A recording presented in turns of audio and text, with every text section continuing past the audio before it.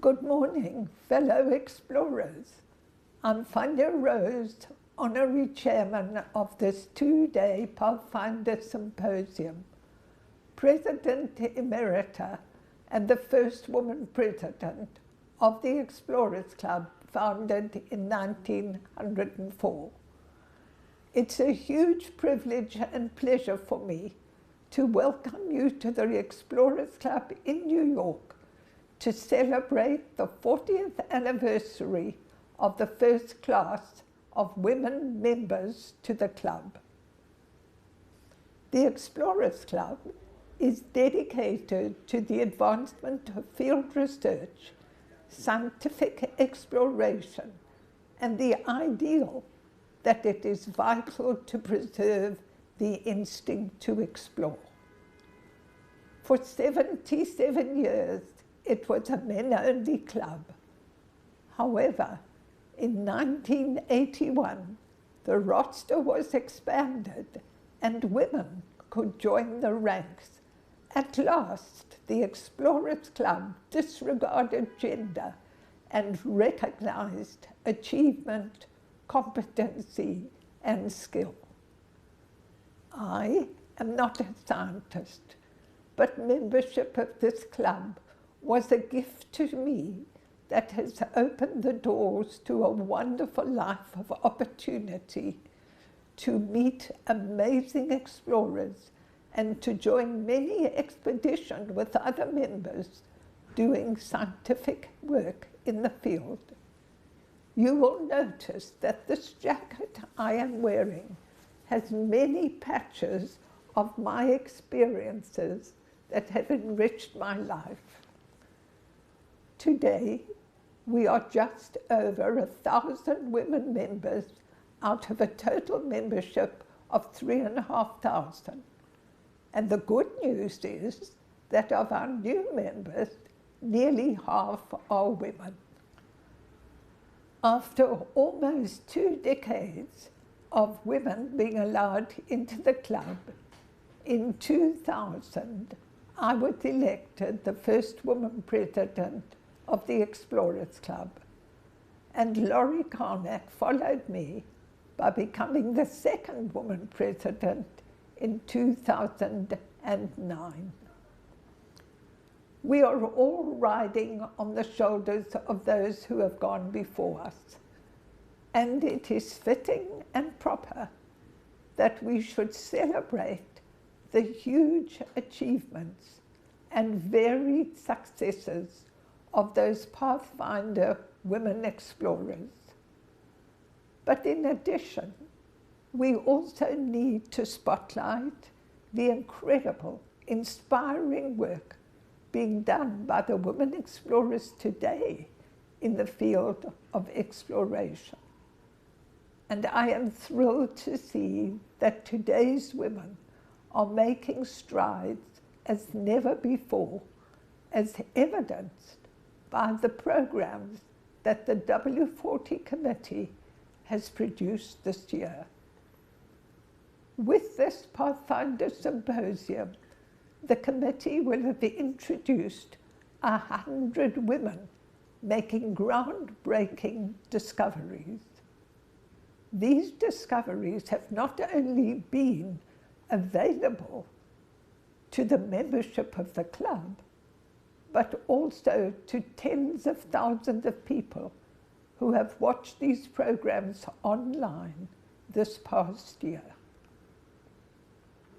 Today is the culmination of almost a year of planning, which could not have been possible without our esteemed committee members, our generous donors, as well as our media partner for this project, Discovery, and our in-kind supporter, Tory Sport.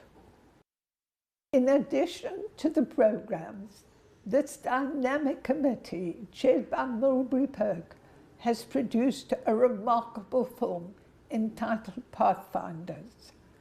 This film was directed by member Devon Chivvis, who has spotlighted 4 of the first women members in 1981 carrying on their mission. Heartiest congratulations, Devon, on a brilliant achievement, and we shall be showing this film right after me. So please don't go away, stay tuned. As for me, I am personally and especially proud of my role in bringing Helen Schreider at the wonderful age of 89 into the club as a member national 2015. Before showing you the short film of Helen's expeditions, I would like to tell you a bit about her. Helen is first and foremost an artist, and her work can be seen in private collections. She is, bless her, now 96 and lives in Santa Rosa, California. Helen Schreider is a lifelong explorer, and from the age of 21, when she and her husband Frank in 1949, on their honeymoon, first attempted to drive the length of the Americas. Incidentally, they were stopped when the Pan American Highway ended in a wall of rock. They quickly realized that the best way to travel would be by land and by sea, so they started renovating a World War I amphibious jeep. Frank Schreider was inducted into the Explorers Club in 1956 upon their return from successfully traveling the length of the Americas, and in spite of the fact that she was a full partner on this amazing expedition, Helen could not be admitted to membership at the club. As I mentioned, at that time, the Explorers Club was a man's-only preserve, nor could she attend events. However, Helen told me the following anecdote. As I mentioned, she could not attend the event. However, she was allowed to sit outside the hall at a small table that had a single rose on it. However, she said to me with a twinkle in her eye, I would not be deterred, and she persuaded some members of the club to smuggle her onto the balcony to watch her husband's induction ceremony. That's a lovely story. It brings a smile to my face. Good for you, Helen. Now, after the first epic journey, they wrote a book which became a bestseller, 20,000 Miles South, and then were hired by National Geographic and continued on 5 more expeditions: Indonesia, Taiwan, the Great Rift Valley, Alexander the Great, and the Amazon. So now, without further delay, please let's watch the clip of the upcoming film of a truly remarkable explorer, Helen Schreider.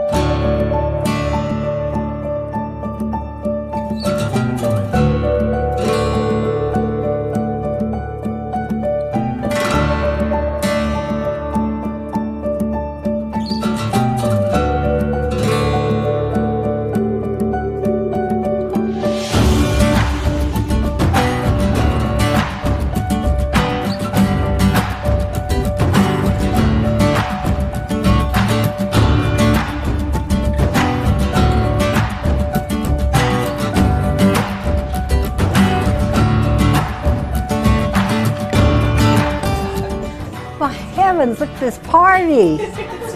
You didn't tell me. Oh, hello everyone. I can't get used to everybody. It's such a surprise. Rick, when did you get here? I'm Leslie Ewing, and this is Faanya Rose. Hello. How do you do? I'm from the Explorers Club. My heavens, you've been working on this for...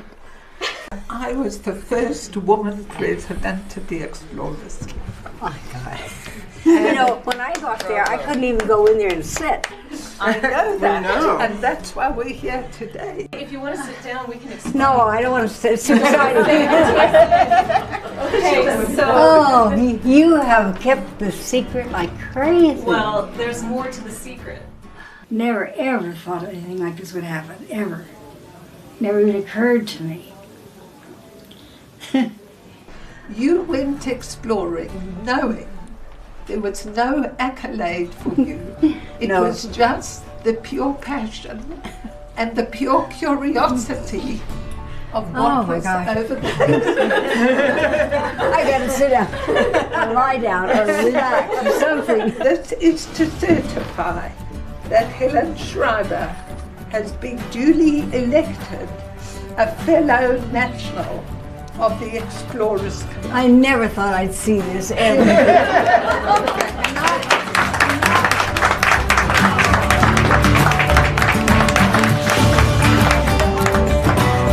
This is really much more impressive than Frank's. We're much more impressive explorers, the women explorers. We build on others. We stand on it. We grow on others' shoulders. And I think that that's just a very accurate statement about women in general and women in particular that live this kind of a life.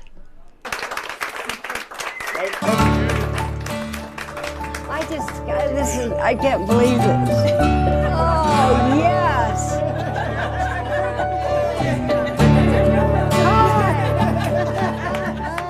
To Helen, Oh, to you. the I'm just, trailblazer of the women explorers. God bless you. that kind of makes me cry. It does. I never ever thought or expected ever this would happen.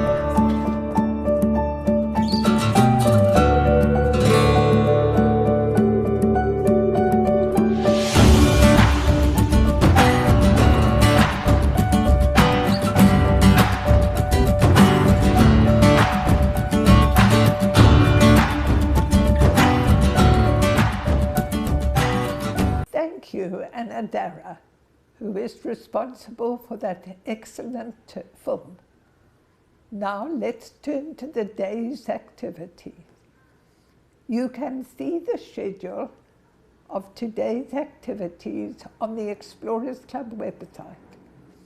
And I know that this two-day Pathfinder Symposium on the incredible work of women explorers is going to be a memorable treat.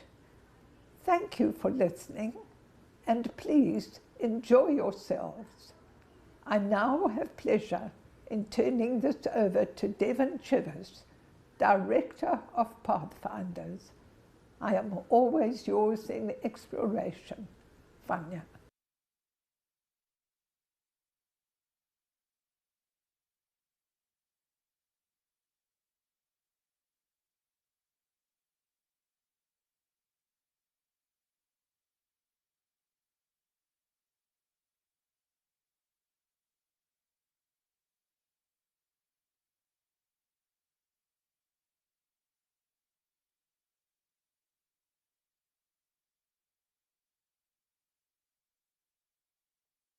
Good morning, good afternoon, and good evening to everyone joining us today from wherever you are on or off the planet. My name is Devon Chivvis, and I'm a fellow and a board member of the club. I'd like to first thank Faanya for her introduction to this very exciting two-day symposium. To have such a level of involvement and support from you, Faanya, the club's very first woman president, is an honor to the legacy of women in the club. I'm grateful to have been part of this particular committee over the past 12 months. An enormous thank you as well to Milbry Polk, our fearless leader and head of the Women's 40th Committee, for guiding us on this year-long adventure of prepping, planning, writing, filming, hosting, networking, and successfully helping us herd women from across the planet to come share and celebrate their fascinating work. If we indeed were cats, Milbry would no doubt be our lioness. I'm a filmmaker and storyteller by profession, and while out on a rainy hike in northwestern Connecticut last fall, Milbry strategically cornered me and asked me to direct the film that you'll see in just a matter of minutes. Pathfinders came together with the dedicated work of a small and delightful team. Catherine Nixon Cook, Katie Bosler, Sophia Michelin, and Milbry Polk served as writers, researchers, producers, and we all held each other's hand along the way. But many dedicated Explorers Club staff and other members supported our process as well. Lacey, Brittany, Kevin, Luis, Alex, Brooke, Executive Director Will, Roseman, former President Richard Weiss, and current President Richard Garriott, among many others. Making a film is no simple process, and the collaboration over the past year was immense. What I love about being a filmmaker is that I get to participate in a variety of expeditions far and wide, up mountains, down in deep submersibles, in the air, across wide swaths of land, on terrestrial archaeological digs, and undersea ones. I appreciate every single one of these expeditions to learn about different places, people, their trials and tribulations, as well as their celebrations and pleasures. I have a soft spot, not to mention a deep concern for our oceans, and I've been lucky to have had many adventures at sea on research vessels and in remote island chains, particularly of the Pacific. There was the time my team and I spent a few days at sea aboard Hokulea, the revered Hawaiian canoe preserved by the Polynesian Voyaging Society. It was an invaluable and immersive experience to learn from and to create such a challenging film. That shoot, we managed to time a meetup of Hokulea and a cameraman hanging out of a helicopter somewhere in the middle of the channel between Molokai and Oahu to get the perfect sweeping overhead shots as the crew on Hokulea unfurled those beautiful Polynesian sails. But like expeditions, shoots don't always go that smoothly. Another time, we arrived to the Marquesas after 3 days of travel from California, expecting to film for 4 weeks on a Marquesan canoe. But once we arrived, we learned that there was no canoe anywhere in the Marquesan archipelago. This slide that you're seeing is all that was left of that one canoe we had heard rumors about. Thankfully, the local cultural group, wonderful people who became our friends, teamed up with our small production crew, and we all came together to build back this canoe. Not only that, but these men and women became advisors and actors in this film for National Geographic that we were there to shoot, telling the story about ancient Polynesian culture and voyaging. We've all had our fair share Indiana Jones moments as well, like the time I was on a flag expedition to Rapa Nui with scientists and my small crew of production team. We'd been out in the most remote spot on the island, only to return to frantic news from our lovely hosts that the police had been out searching for us, a search that culminated the following day in our team being held at the airport and not allowed to board our flight. All the while, the time ticking away on the test tubes of blood, critical to our DNA research there, and the whole reason for the expedition and the film in the first place. It's memories like these of Rapa Nui and others like the time we were being led up the sacred mountain Mauna Kea on the Big Island in Hawaii, led and guided by a young Hawaiian girl, to experiences searching for shipwrecks off of Oahu and Samoa with the Hawaii Undersea Research Labs and the Air Sea Heritage Foundation, respectively. These are the experiences that keep me inspired. But like all of us at the club, exploration is a fundamental part of who we are that dictates the choices we make and governs the way we live our lives. I've designed my life so that I can continue to explore, learn, and tell stories about our great planet. But for me, directing this film was an honor and an education to learn what women explorers endured, both in the degree of difficulty of their expeditions in times when words like microfleece and Gore-Tex simply did not exist, to the difficulty they faced in simply being acknowledged, let alone honored for their achievements, has made me feel luckier than ever as a woman explorer in this present day and time. So now we present Pathfinders, a film about the history of women in exploration, supported with incredible stories of 4 Explorers Club members from the very first class of women admitted to the club in 1981. These women need no introduction. Sylvia Earle, Anna Roosevelt, Carol Beckwith, and Kathy Sullivan. Their stories were built upon the foundation that women before them received little credit for.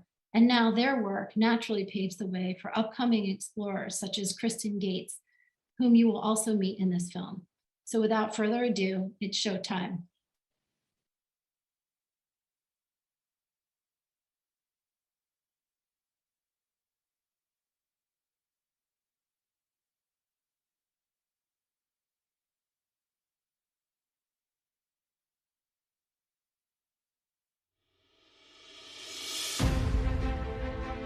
For centuries, women have set forth on journeys of exploration. Their discoveries reveal the mysteries cloaked in the natural wonders of our jungles, mountains, deserts, seas, and outer space. Since the beginning of the human story, women have brought knowledge and invention into our world. To do so, they challenge the physical and social limitations of their times. This story will celebrate the first women to join the world's leading institution for exploration, the legendary Explorers Club, and those who carry this groundbreaking precedent into the future. One thing I've learned is that exploration is in our DNA. The desire to go out and see and experience and learn about the world is really what I think makes us human. In the heroic age of polar exploration at the turn of the 20th century, you see people like Robert Peary taking his wife Josephine Peary on expedition. She was gathering meteorological data, she was working with the Inuit. She also gave birth to their first child when she was there on expedition. So it's really interesting that you see all of this happening, and yet you don't know her name necessarily, you know his name. That very famous tagline, "Anonymous was a woman," is certainly true in exploration because it was very difficult for women to get published, and so often they had to give their work to a male colleague or a man who would put their name on it. Men had long recognized the power of fellowship in promoting exploration. London's Royal Geographic Society began to launch expeditions in 1830. In 1904, 50 well-known male explorers met in New York City to share their stories and future expedition plans. They founded the Explorers Club, and for the next 75 years, it remained an all-male bastion of discovery and dissemination. The history of women at the club is a really interesting dichotomy because they were always really well received. They were celebrated, they were here for lectures. But when it became time to actually make them members of the club, that's where the struggle takes hold. In 1980, club president Charles Brush invited controversy when he fought to remove the rule that only men could apply to such a preeminent institution. Astronomer and cosmologist Carl Sagan supported the change and penned this letter to the membership. If the membership of the Explorers Club is restricted to men, the loss will be ours. We will only be depriving ourselves. Admission should be open to all qualified members of the human species. In 1981, their efforts were successful, and 16 extraordinary women were invited to join the Explorers Club. This ushered in a radical new chapter for the institution. World-renowned marine biologist Sylvia Earle was in that first class.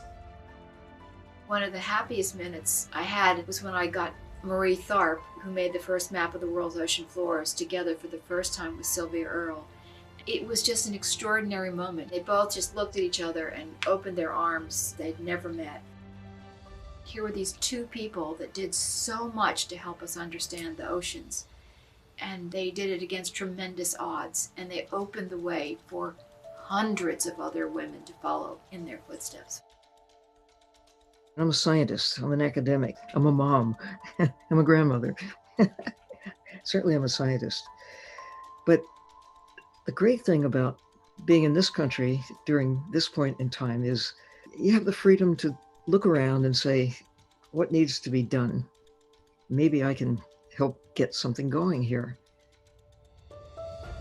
Sylvia Earle has gotten lots going. She's a marine biologist, author, and entrepreneur. And because of a growing number of hope spots, marine areas targeted for protection, that she and her colleagues have established around the world, our oceans are more secure and vibrant. No wonder she was Time magazine's first Hero of the Planet. While a student at Duke University, she spent 6 weeks in the Indian Ocean with an all-male crew.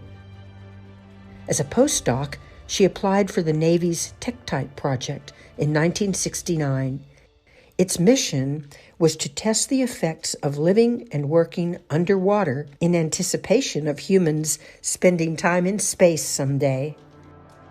She was rejected, and the all-male team went to its experimental habitat in the deep waters of the U.S. Virgin Islands. Well, I tell you the reasons they gave us, that it was awkward to have women in base camp during the Tektite project because the men took showers outside with no clothes on, and it was an inconvenience for them to wear a Speedo. And you can't make this stuff up. A year later, Tektite 2 sent 10 scientific teams back to the site. This time, 9 of them were all male. Sylvia led the only all-female team. Navy Representative George Bond, considered the father of saturation diving, was critical to the project, and he was skeptical about her participation. After years later, he singled me out and he said, I objected to having you be a part of the Tektite project, but you did really good. And all things considered, I'm glad that they let you go. I said, well, it wasn't so much that there were women. I was kind of okay with that, but you're a mother. I had 2 small children at the time. And we didn't have all the answers yet about saturation diving. And if something had happened to you, it could have killed the whole program. Sacrifice a guy, but they couldn't sacrifice a mother.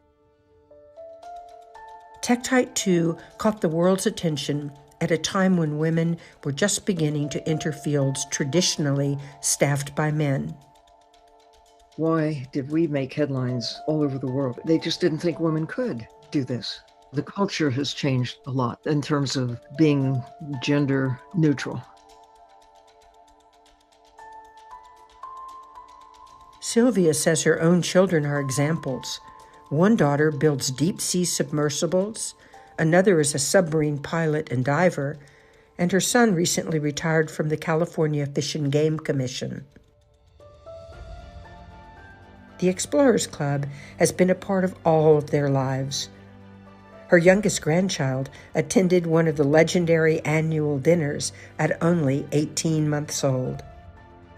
It's just great to see how the next generation is taking hold of life and running with some piece of it that they can make their own.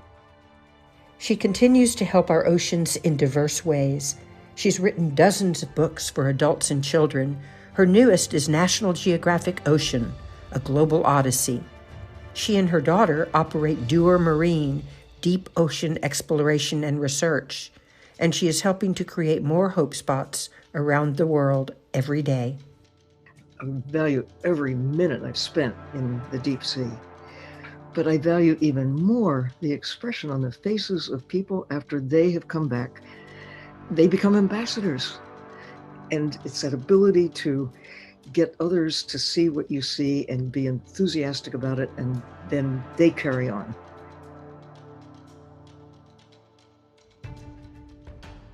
Enthusiasm, bold dreams, and the will to carry forward are common traits among Explorers Club members.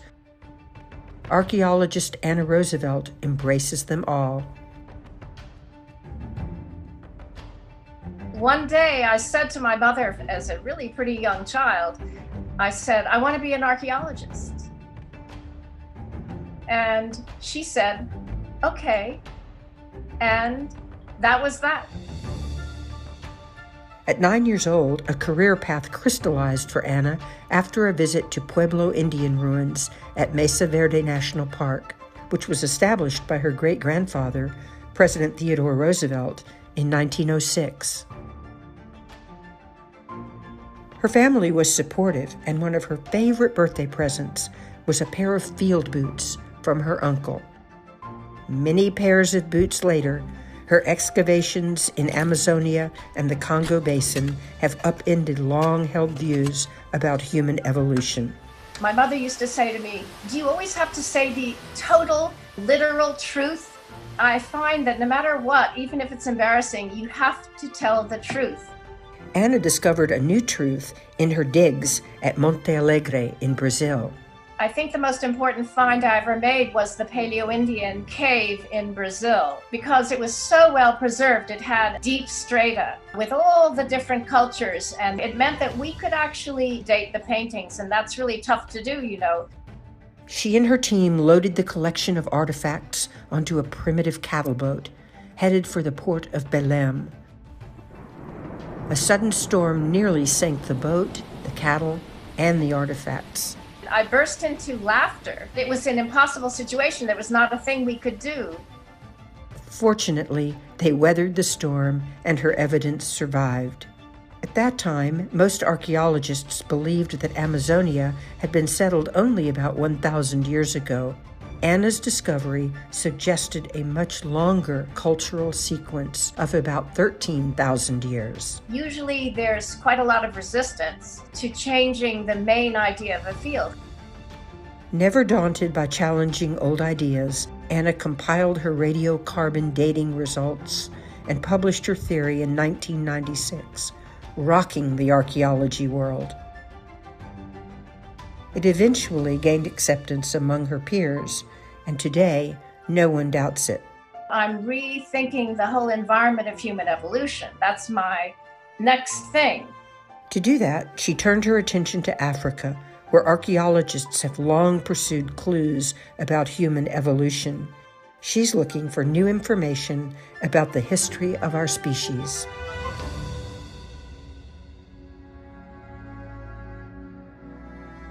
The research in Africa, looking at the ecology of the Congo Basin, suggests that humans emerged from an ape ancestor in rainforest, not in savanna.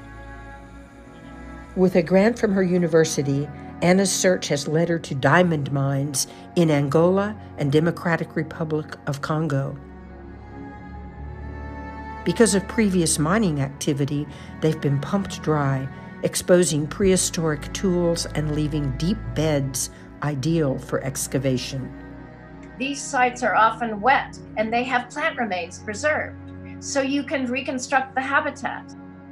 She's undeterred by the fact that they are in some of the world's most dangerous conflict zones.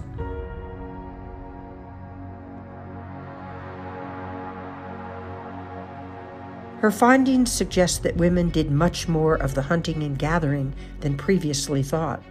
The fact that that material is not originally associated is really important. It means that we need to take another look. The role of women in exploration has seen encouragement too, and Anna became one of the first female members of the Explorers Club.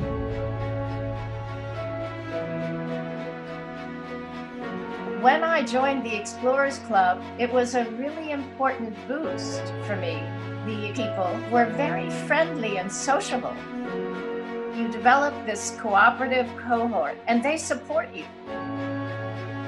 From fellow Explorers Club members to colleagues around the world, Anna has built an impressive cohort.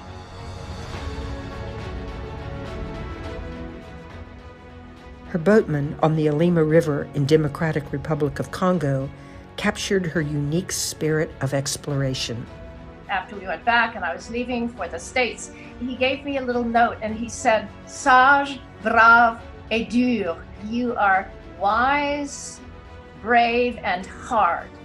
That was the best compliment I ever had. The peoples of Africa and the diverse cultures there also have captured photojournalist and filmmaker Carol Beckwith's attention for more than 4 decades. She credits her father as the reason she first ventured there in the 1970s.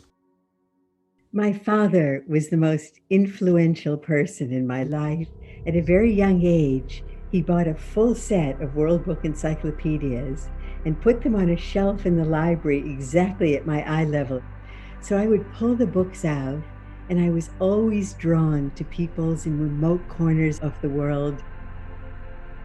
Her discoveries in those pages would lead her to work in 46 African countries, crisscrossing more than 350,000 miles to photograph and write about hundreds of cultural groups. When I first went to Kenya, my father came, and he gave me the balloon ride that changed the course of my life. The balloon pilot was a man named Simon Fisher. He was very handsome, and at 1,000 feet in the air, he looked deeply in my eyes and said, "There's something I'd really like to tell you." And I thought, this is it. My heart was beating. And he then said, "I'd really like you to meet my sister." Shortly thereafter, Carol did meet Simon's sister, Angela Fisher.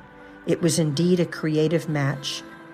The two women pooled their talents and their shared passion for Africa and its cultures to embark on what would become a 4 decades-long collaboration.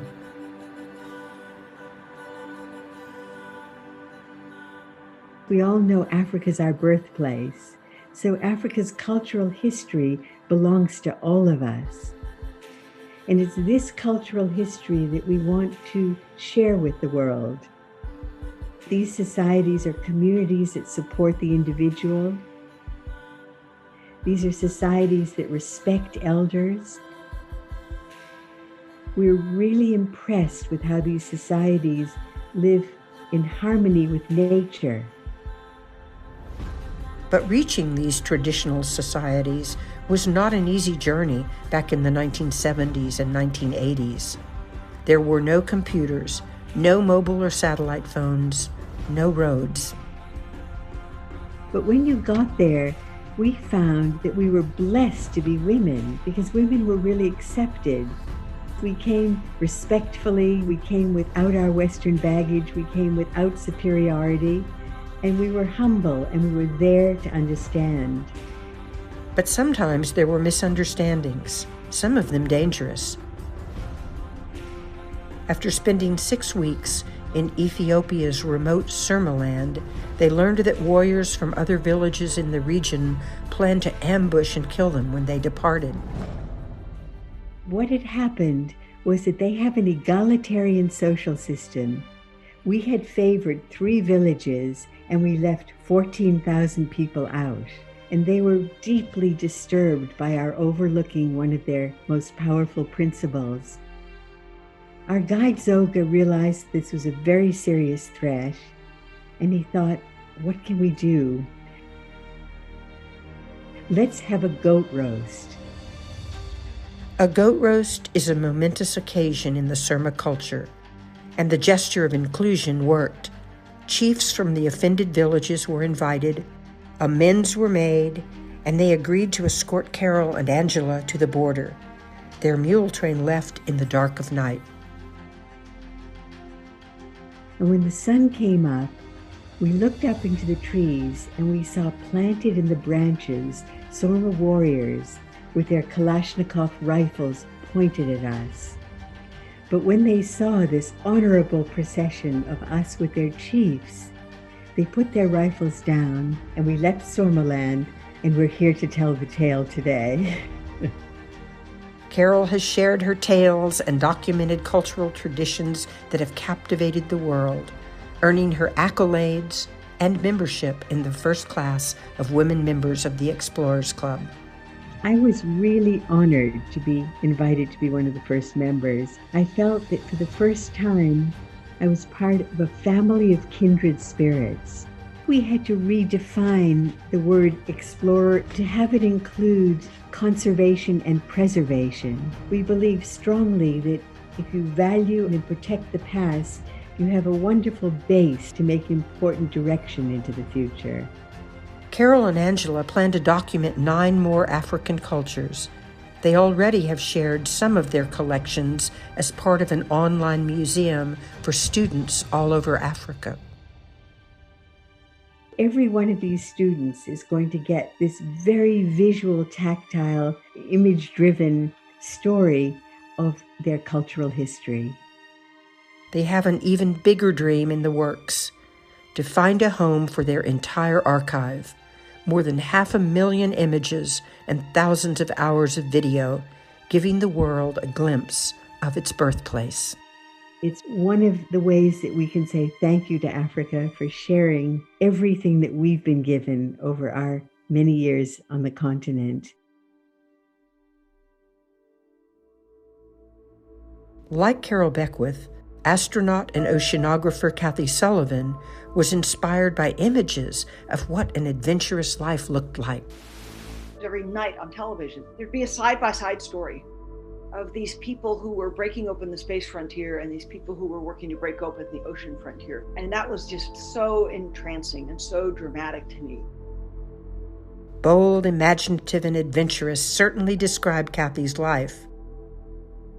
But as a woman scientist in the late 1970s, she discovered she was an anomaly in the field.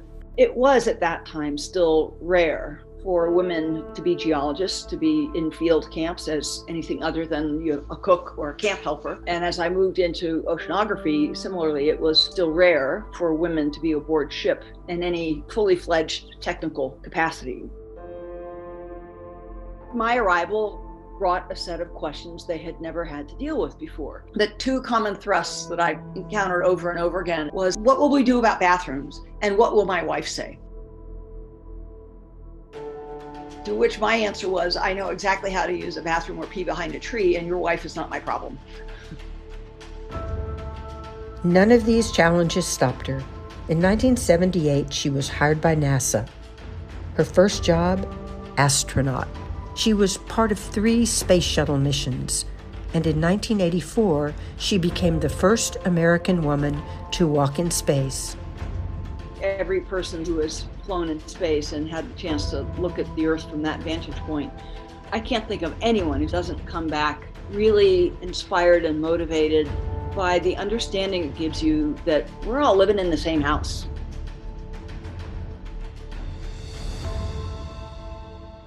But she considers her work on the legendary Hubble telescope to be her proudest achievement.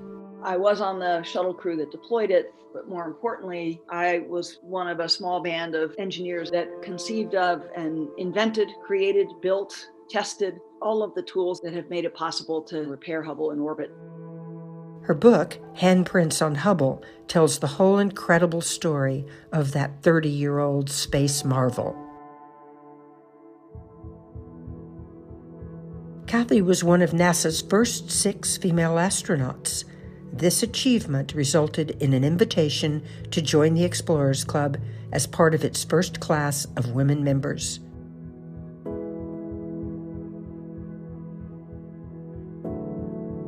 Joining the club enriched my life by bringing me into contact with so many other people, exploring and questing off in different directions than I had ever imagined or done.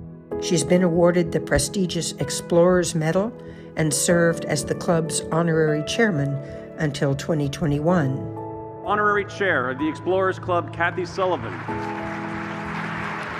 Good evening, everyone. The highest reason to have a thing called an Explorers Club ought to be to help young people and patrons who can support them understand how vital this spark is and help young folks to fan that spark into a flame. Kathy's spark has taken her to space and to the deepest place on Earth, the Marianas Trench, where she mapped the ocean floor with explorer and oceanographer Victor Vescovo. Going down in the deep sea in a submersible is actually a very serene kind of experience. Kathy's descent in the Marianas Trench earned her a Guinness World Record as the first human to go into space and to the deepest point on Earth. That's what explorers do, right? You break new ground. You've developed some kind of vision and confidence and set of skills that allow you to go off trail and do new things.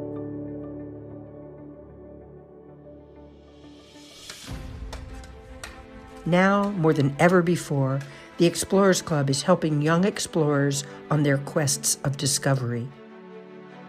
What's really exciting now is that there are so many women in the field doing all kinds of things that when I started out would have been unimaginable. At the northern end of our planet, where climate is rapidly changing the face of the Arctic, Milbry supervised young explorers studying the region. She traveled with Kristin Gates, the first woman known to walk solo across 1,000 miles in the Brooks Mountain Range of Alaska. After 2 weeks at sea, they docked in the tiny outpost of Kangerlussuaq, northern Greenland. We were waiting for an airplane to take us from this very remote place back to Canada. She got her backpack on and she said, "Well, I'll see you later." This trek down the coast of Greenland would guarantee extreme conditions. I said goodbye to everyone and headed out onto the land across that little section of Greenland. Kristin's award-winning films document how people in remote environments are adapting to extraordinary changes in their diverse ways of life. It's not just about having a fun adventure, it's about taking the lessons that you learn and applying them to make the world a better place. From the dawn of time, women have expanded the world's store of knowledge in profound ways. It's really important to hear those stories, and it helps break down walls for other women so that they can really follow their dreams. Dreams capture our imagination. They invite us to venture boldly into life's biggest questions and propel us to grasp the secrets of the universe. Dreamers dare to explore and preserve the marvels of our planet and beyond. They are Pathfinders.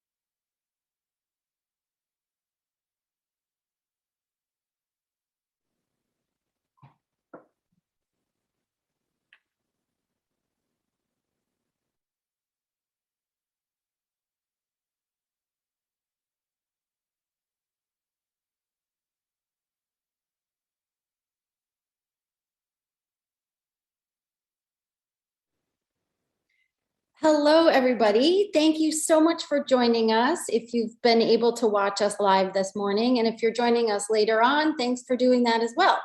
I am here at the Explorers Club headquarters in New York City, and I am in the map room, which is a very, very cool spot, way, way, way at the tip top of the building itself.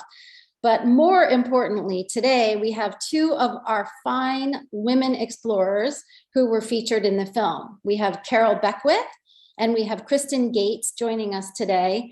And if anybody has any questions they'd like to ask specifically of these two, or have some sort of a conversation you'd like to start, please feel free to send your ideas through the Facebook or YouTube interface, and we will have those questions answered.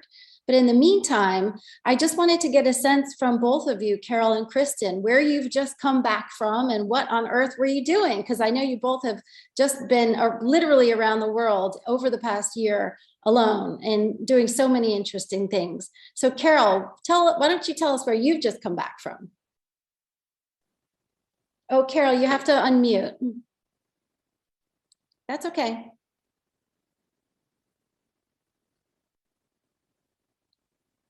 Take your time. There you go. Hi. Am I unmuted? Yes. Okay. I've just come back from Kinshasa in DR Congo, and we had an extraordinary invitation to create a permanent exhibition of 90 photo murals for the National Museum of DR Congo.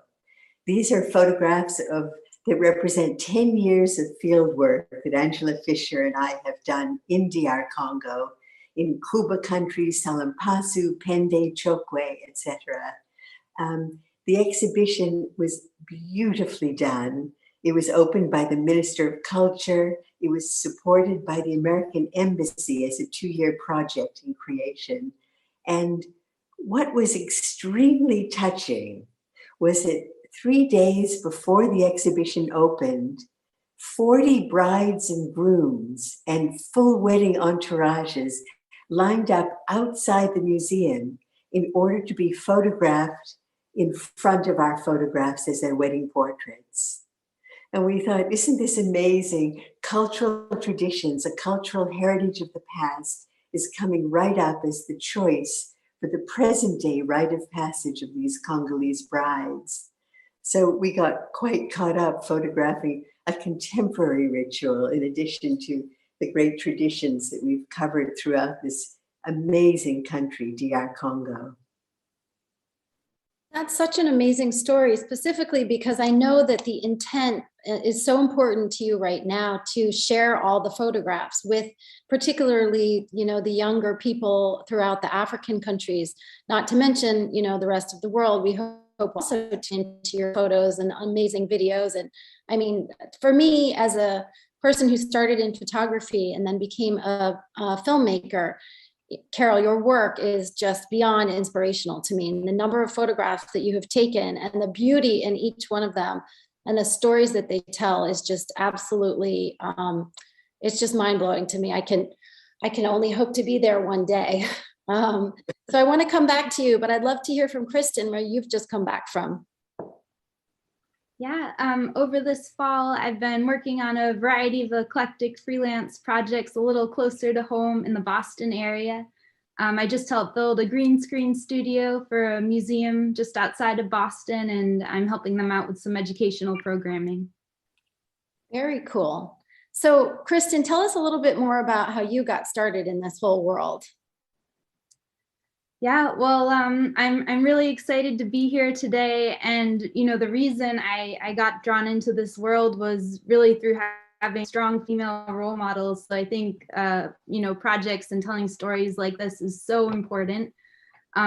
Growing up, I fell in love with long distance hiking from going on hikes with my dad. And I always dreamed of doing larger, longer trails, but I told myself, I can't do that because I'm a girl, I'm too young. I had a lot of voices in my head saying, no way. But then I was really lucky to meet a young woman just a couple years older than me who had just hiked the Appalachian Trail. And, meeting this young woman in real life who had accomplished that, broke down all these brick walls I had built up in my mind, telling myself no. And I started to get the courage to go on adventures after meeting her. That is so, it's a game changer, right?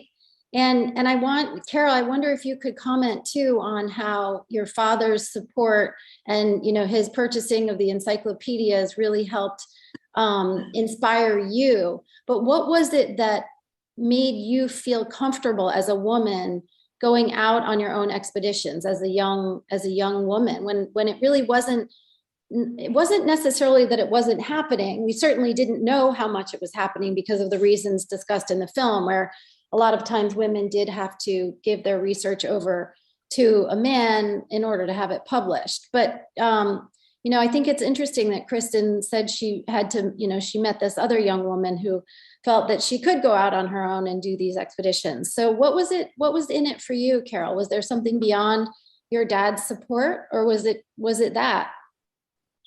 Well, I think it's a mix of serendipity and determination and passion to enter through open doors and windows. But my father came, while I was finishing my first book on the Maasai, my father came my birthday, and he gave me the gift of a balloon ride. And as seen in the film, at 1,000 feet in the air, the pilot, Simon Fisher, looked into my eyes and said, "There's something I'd really like to tell you." And at 22 years old, I thought, this is fabulous. And he continued to look in my eyes and said, "I'd really like you to meet my sister." My heart sank. However, Angela Fisher, his sister, and I shared the most extraordinary passion for exploring traditional cultures, for living a nomadic style, for looking into the various art forms, creative art forms in Africa that existed out of a need for survival, out of a need for protection.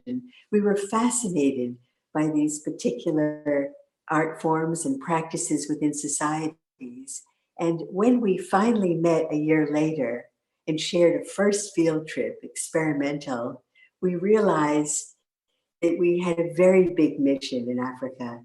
And this mission has been over 45 years, that we would try to look at the entire continent. We've worked in 46 countries and look at what moves African people through life from birth to death. What are all the rituals? What drives them? What is the meaning behind this? And what cultural traditions can we learn from for our direction in the future? And we realized that over 40% of what we've recorded no longer exists. So this is a very valuable record of Africa's cultural heritage, which we want to give not only to the outside world, but back to Africa, so that African students, so that all kinds of young African people can appreciate and value where they come from and have as our gift to the continent this full record, this full archive. I've deviated completely from the question, but forgive me. That's okay. It's still interesting. And actually, you made me realize that what you said when I first introduced you, how important it is that these present day brides and grooms were flocking to your exhibition to have their photograph taken in front of your pictures. And the significance of that is immense, because they're returning to their own history, which, to your point, may not exist anymore in terms of practice or social or cultural practices. So that's got to feel very gratifying, I would imagine. It's terrific. And it's also built into the Africa Online Museum that we're creating of all the cultural groups we've worked in terms of still images, video films, music, essays of origin. And what's terrific is that the University of Würzburg is liaised with 40 African universities. And when this is launched in the next couple of months, it will go straight into Africa for every African student free of charge to enjoy and explore the cultural heritage of Africa. And of course, it will then go to the rest of the world, also free of charge, and be available to any students, lovers of Africa, artists, poets, explorers that would find value in this life research. That's amazing. I mean, again, we have Anna, yay. Hello, Anna. Hi. To anybody who is watching again now live or watching later, we have Anna Roosevelt, who of course was featured in the movie that you just watched. She's joining us from the Chicago area. It's Roosevelt. I'm sorry, Roosevelt. Okay. Apologies. Thank you for correcting me. It's extremely important to get that right. No, it's just in Dutch, 2 O's mean O. Got it. Perfect. Well, you learn something new every day, right? At least I do. Well, thank you for joining us, Anna. We were just, chit-chatting here, and actually we've just gotten a couple of questions in that I'd like to turn to. One from the Wildlife Conservation Society, and any one of you three could take this question. The question is, what experience, either as an explorer or on the path to becoming an explorer, inspired you or continues to inspire you today? So I think you've all answered that to a degree in the film that we just showed, but perhaps there's something else that, was there one moment in time, or was there a piece of music or one very specific memory that might have been that fire, might have been that moment that the fire was lit? Anyone? Kristin, you want to take this? Yeah, sure. Yeah, for me, I think when I initially started exploring and long distance hiking, I was very adventure focused. I wanted to, see these remote places and just explore, see what's around the next corner. And then when I moved up to Alaska and lived in the Brooks Range and was able to walk across the Arctic, I was so lucky to witness the porcupine caribou herd migration. And that was really life-changing for me, just walking on these animal trails, these game trails that had been, the herd's been migrating on for generations and generations. That really struck a chord with me. And after that, I slowly started to become more focused on conservation, and I wanted to be, involved in these projects. And I got into producing media for the sake of conservation to protect these important habitats. That's great. That's really great. Anna, is there something else, as I said, in the film, we hear from you about your field boots that were a gift as a young child, and a couple of other youth experiences that really sparked your curiosity. But I wonder if you might expand on that, or maybe add to what you've said, was such an inspiration for you in the film. Well, when I was a child and teenager, I felt very strongly that there were too many people in the world. Of course, now there are incomparably more. And I decided I was not going to have any children because of that. I don't know if that was linked to the archaeology, because basically I liked archaeology because my mother took us to archaeological sites. I also read a book by somebody who later became a mentor, Junius Bird, about excavating on the coast of Peru, and very dramatic desert, mummies, big excavations. And I thought, oh, I like that. I wanted to excavate.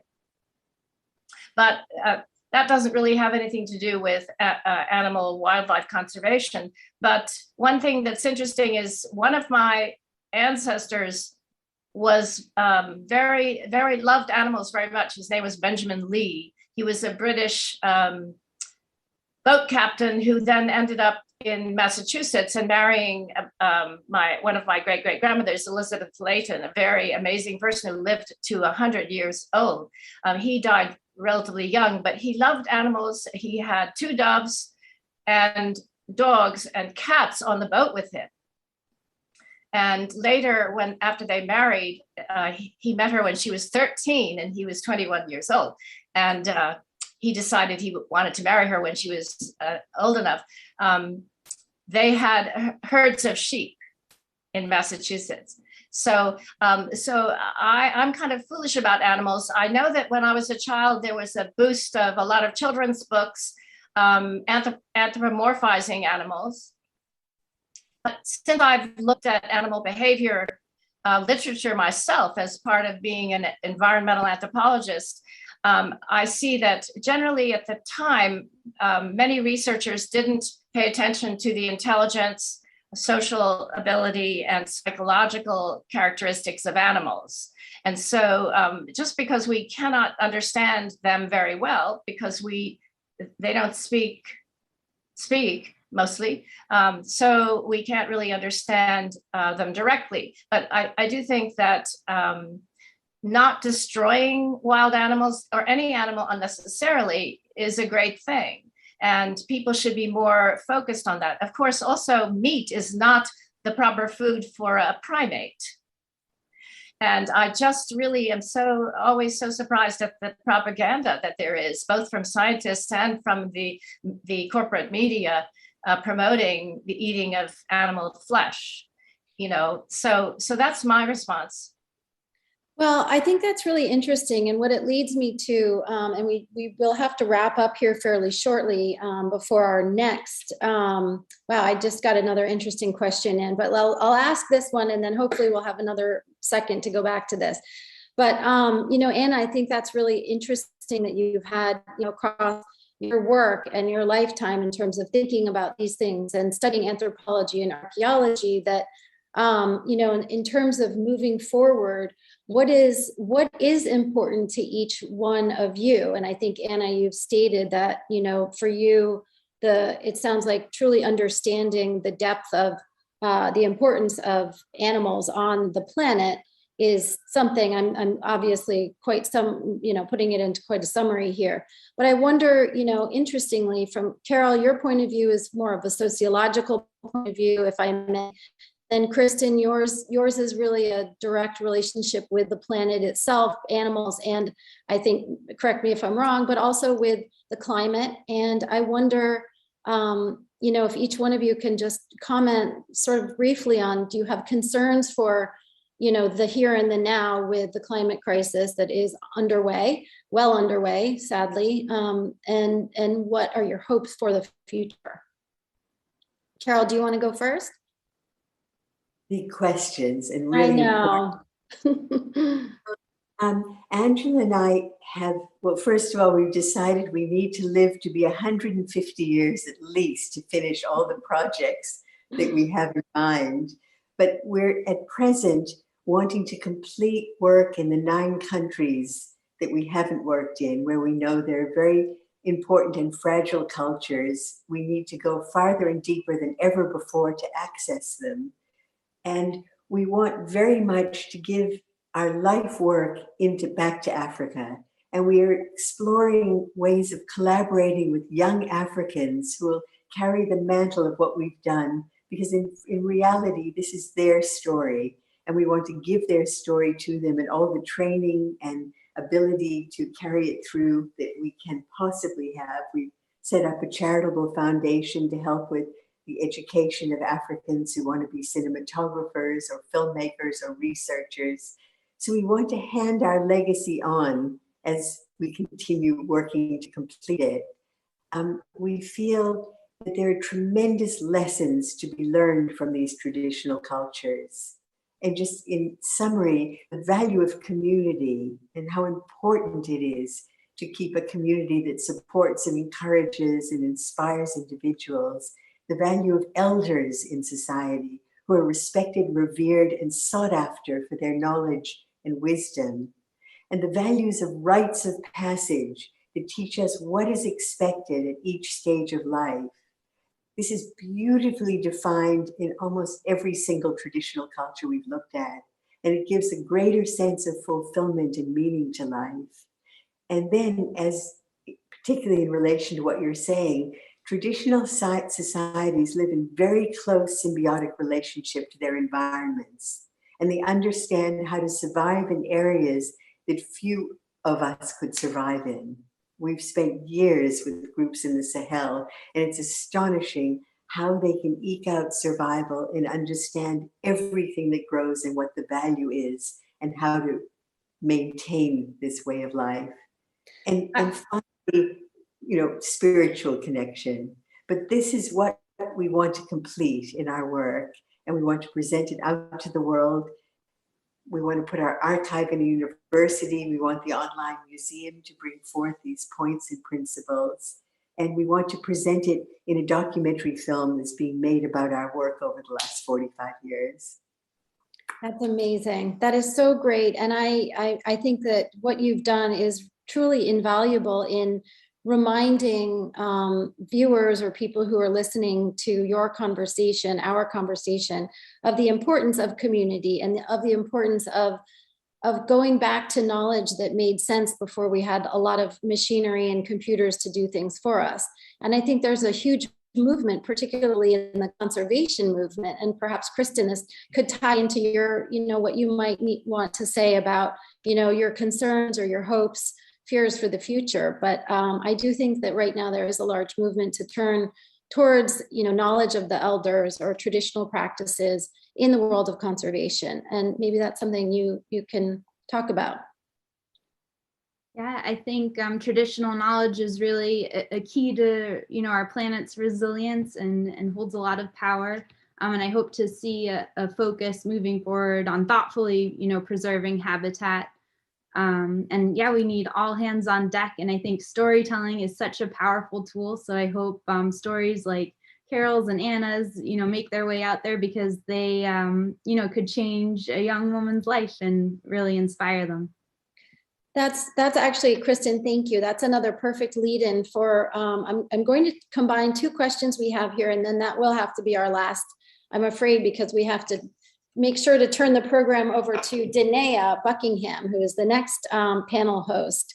But very briefly, perhaps each one of you could give, and this is a toughie to make into a short answer, but we have a question from Jenna O'Connor about how has any one of you been involved in mentoring the next generation of women in your field of exploration? But to add to that, we have a comment from Joe Christie, who says, does any of you have any children, and how is it possible to do this kind of incredible work and be a mother? She said, I'm a single mom. I'm studying for a master's in biodiversity and ecosystem health. And sometimes I don't know how to both fulfill my dreams, but still raise my daughter at the same time. So I think there's, two questions in there is did you have children? And whatever you would like to comment on that front. And then also, is there a mentoring aspect of your work? Anna, do you want to take that? Sure. Continuing on from the earlier question, bringing together habitat, animals, and people, the most fragile element are the people. Because once a culture is gone, a language, you don't get it back. Also, the animals are very fragile. Forests can come back to in a surprising degree. And since I've been in Amazonia, I think I began in the 70s, middle 70s, I've seen enormous destruction both of forest and of human cultures. So it's just, and it's even more rapid right now. The question, I don't have children because I really felt strongly that we were overpopulated, and that was one of the reasons for all the problems for the environment. But I guess I would say one of my sisters had 5 children, a PhD, and a law degree. It was tough, but she was extremely energetic, and we helped her, of course. And now we all enjoy those 5 children, and they help us. I think it's really tough at that point, but hunter-gatherer women did carry their children around with them the whole time. So making space at work and at school for children is really important. And also people had help. Everyone was helpful. So it takes a village. So you want to recruit people to help you. That's one of my answers. Although, of course, you may not care about my answer because I didn't have that challenge myself. I still think it's a very valuable answer, Anna. And I think it's an important topic to discuss. I do not have children either. And it's a difficult topic, I think, for many of us who are explorers and women, because it's hard to fit it in when you're in the field. But I think it's a great, regardless of your experience, I think it's interesting to discuss it. So thank you for that, Anna. And Carol, why don't you take this one next? Again, it's about, if you have children or not, and otherwise mentoring the next generation of women. I don't have children and made the decision not to, although I have many godchildren, and felt that in order to do the work that I was doing, which was very fulfilling and very challenging, it would be best to be available for ceremonies that happen on 48 hours notice, where you have to leave home base constantly, year after year, to do the kind of work that Angela and I have been doing. In another lifetime, I would like to have a family, but I'm not disappointed in any way by not having had one in this lifetime. And in terms of mentoring, Angela and I are presently trying to work with young Africans, particularly women, who are interested in carrying on the ability to tell the stories of their traditional cultures, their backgrounds, to work in creative literary ways, visual ways.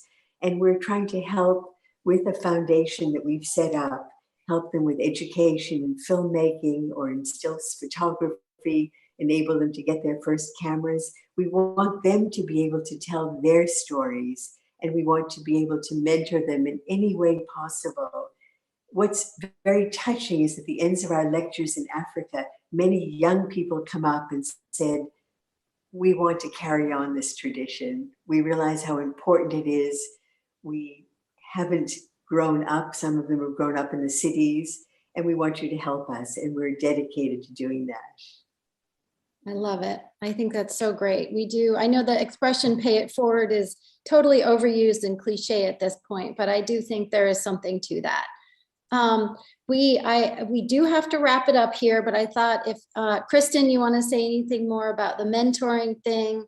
And if I forgot to mention mentoring. Being a university professor gives a good opportunity, and there are lots of African students and African American students coming in to study with us and get their PhDs. That's awesome. That's so large public universities are a good medium for recruitment. That's so great. And that's probably something people would want to know is how do you even get started in these kinds of fields that we're in? And I wish we had more time to discuss that. Perhaps in some of the other panels, the panelists could address that because they're all different ways. I mean, I know I got started in my own way and each one of us did, but I do think people want to know how to access things like the Explorers Club and mentorship programs. And I will do a little quick pitch here for the Women's Committee. We have started a mentorship program at the Explorers Club here. So if anybody is watching this and wants more information, you can go to explorers.org, and I can't direct you any more specifically than that, but you can find some information there and feel free to reach out to us. So Kristin, why don't I give you the last word?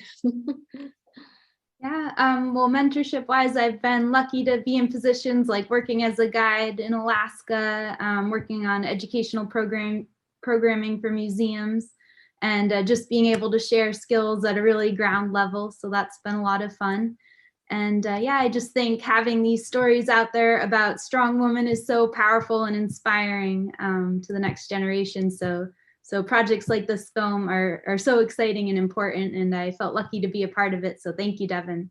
Well, thank you to the three of you for being a part of the film and being here on the panel today. I do wish we had more time, but at this moment, it's important for me to say that our next panel coming up is going to be, as I mentioned briefly before, hosted by Danaya Buckingham, and it's called Footprints, Our Human Story. And her panel features short presentations from Allegra Ali, Alicia Stevens, Michelle Westmoreland, and Bavra Busova. And that is starting in just about 5 minutes at 10:30 Eastern this morning here on Friday. And one quick last shout out to my dad. It's his birthday. Happy birthday, Dad. Thanks so much, ladies. Thank you. Bye. Bye-bye.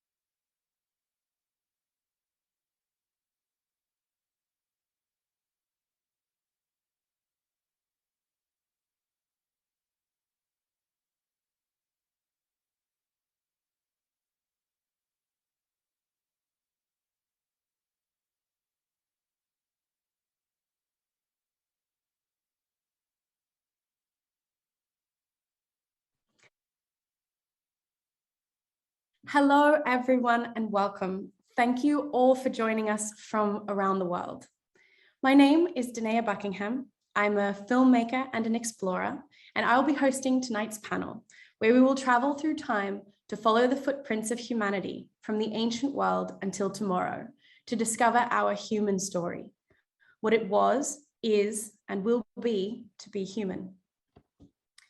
Our speakers tonight have been unearthing, studying, and making history throughout their careers and in far corners of the globe. From unearthing the secrets of Scythian tombs to how political power shifts and molds our societies over time.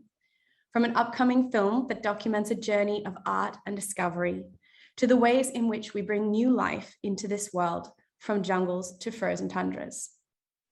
But first, I would like to take a moment to offer some gratitude, because there is so much to be grateful for. And because our being here with you tonight at this Pathfinders Symposium would not even be happening if it weren't for all the hard work, perseverance, and pioneering spirit of so many people behind the scenes. The Pathfinders Symposium, this extraordinary event that you are watching both today and tomorrow, is the brainchild of Milbry Polk, aka Fearless Leader, in celebration of the momentous occasion 40 years ago in which women were first inducted as members of the Explorers Club. The club's rich history of exploration stretches all the way back to 1904, with our club members and flags traveling not just the world, but to the bottom of the Mariana Trench and even to the moon. Explorers Club members work in all manner of disciplines and just about every way you could think of. I personally joined the club in 2016 and have since then found in it a home of sorts, a tribe, if you will, an incredible group of people who dedicate their lives to pushing the boundaries of our known world. So thank you to the Explorers Club, and thank you to our new club partner, Discovery. To everyone at Explorers Club headquarters in New York City, production wizard Kevin and Alex, secret weapon Brooke, and all the others, it's the people like you who make our HQ not just headquarters, but also our home. I would also like to offer gratitude for all the women everywhere who have dedicated their lives to exploring the furthest reaches of this world, and to those helping us to better understand the world around us right in our own backyards. Because that's what exploration is about. Igniting the innate curiosity that each of us harbor within ourselves and living a life dedicated to questioning, learning, and discovering. This is what makes us so beautifully and uniquely human. So thank you to all the women who have pushed the boundaries of science, of innovation, of discovery. I feel proud and lucky to live in a time when these women are starting to take front and center stage and finally receive the recognition of their part in that most noble of pursuits, unlocking the mysteries of our world. So, speaking of extraordinary women, let's get into tonight's event, where we follow human footprints from the ancient world until tomorrow through archaeology, anthropology, ethnography, film, and photography, to explore the depths of human stories. Here's how tonight's event will go. First, each of our speakers will introduce themselves and share a brief story or two about their work and experiences, adding pieces of the puzzle to our human story. After that, we will all be here live for a panel discussion fueled by questions from you. The last time I hosted one of these panels, we had viewers tuning in from the jungles of Panama all the way to the urban jungles of New York City and everywhere in between. So as you watch these presentations, feel free to take notes of your questions or send them through in the chat box so that we can answer them and discuss as many as possible. Filling in the details of our human story is part of what makes the human sciences so fascinating. Through archaeology, we can pull back the veil of time and see into what life would have been like so long ago. Anthropology and ethnography dive deep into our human story in the present. And through film and photography, we have the chance not just better understand what it is to be human today, but also to share these stories with the humans of tomorrow. By uniting these fields of study and considering how our human story has changed over time, but also what characteristics, trends, and traits we share with our ancient ancestors and with other people and cultures today. This is a lens through which we can gain a greater understanding of the world, our species, and how we are all so very connected. So, to start off with, we are going to go back in time with our first speaker, Bavra Vusova. Bavra's career in archaeology began when she was very young, and her extensive fieldwork speaks for itself, receiving accolades and support from the Russian Geographical Society, the Society of Antiquaries in London, and many more. But I will let her tell you more about a life spent unearthing the footprints of the Scythians, far away from anywhere in the Republic of Tuva. Bavra is a new member of the club, so welcome, and over to you, Bavra. Since I'm 13 years old, I have been doing archaeology. By the age of 12, my mother took me to the Altai for the first time to look at the Pazyryk Mounds on the border to Mongolia. We talked with local people and I wrote down their stories, made copies from petroglyphs, collected plans for a herbarium. What I saw amazed me so much that when we returned to St. Petersburg, my mother and I went to the Archaeological Children's Club, and since then I spent every summer in expeditions. When I finished school, I already knew for sure but I wanted to study archaeology and archaeological leather from the frozen graves of Sayana Altai. I'm currently working in the highest mountain part of Republic of Tuva in Avyursky Kazhun, which is located in the intersection of Tsagan Shibitu and Tanu Ola ridges. It is called empty windy space located in altitude of above 1,700 meters above the sea level. From a modern point of view, it is hard to reach region on the border with Mongolia where only 8,000 people live. When you look at this region, it is hard to imagine that there was a more complex life, but it seems that in ancient times there was. Modern archaeological research helps us to make this imagination more realistic. It is literally a treasure of archaeological sites. The highest concentration of sites of the Paleolithic era is located here compared to the rest of the area of Tuva. Thousands of barrows from the Bronze Age to the Middle Ages stretch along the banks of numerous rivers that flow from the northern slopes down to Mongolia. There we merge with the Great Lake Upsunur. In the 60s, the famous Russian archaeologist Alexander Grach worked in this region. He first explored the whole valley of this on his horse in 1953 and excavated several burial grounds and studied barrows of 5th, 3rd century before Christ. Also, the famous Temple of the Sun, with extent of about 3,700 square meters, was explored here and is now known as Ulughorum. The expedition I was with has a tradition of working in Tuva since 60s. After 9 years of working in Tuva as an important member of the team, I decided to start my own field practice. And of course, I chose a mountain region where it seems likely to find barrows with permafrost and ice inside, but means that we can find leather, textile, and other organic things like bags, scabbards, belts, trousers, fur coats. Due to the nature of conservation. In 2018, I conducted my first exploration now in our region. We found many new monuments, for example, burial grounds of the Bronze Age, the early Iron Age till the Middle Ages. In 2019, we found even more burial monuments, as well as an impressive monument of rock art called Mugur Kajagar. Names are given according to local toponyms. Gradually, my interest shifted towards to the search and study of settlements. For most of the scientific community, it seems to be the most promising direction in archaeology of Sayana Altai.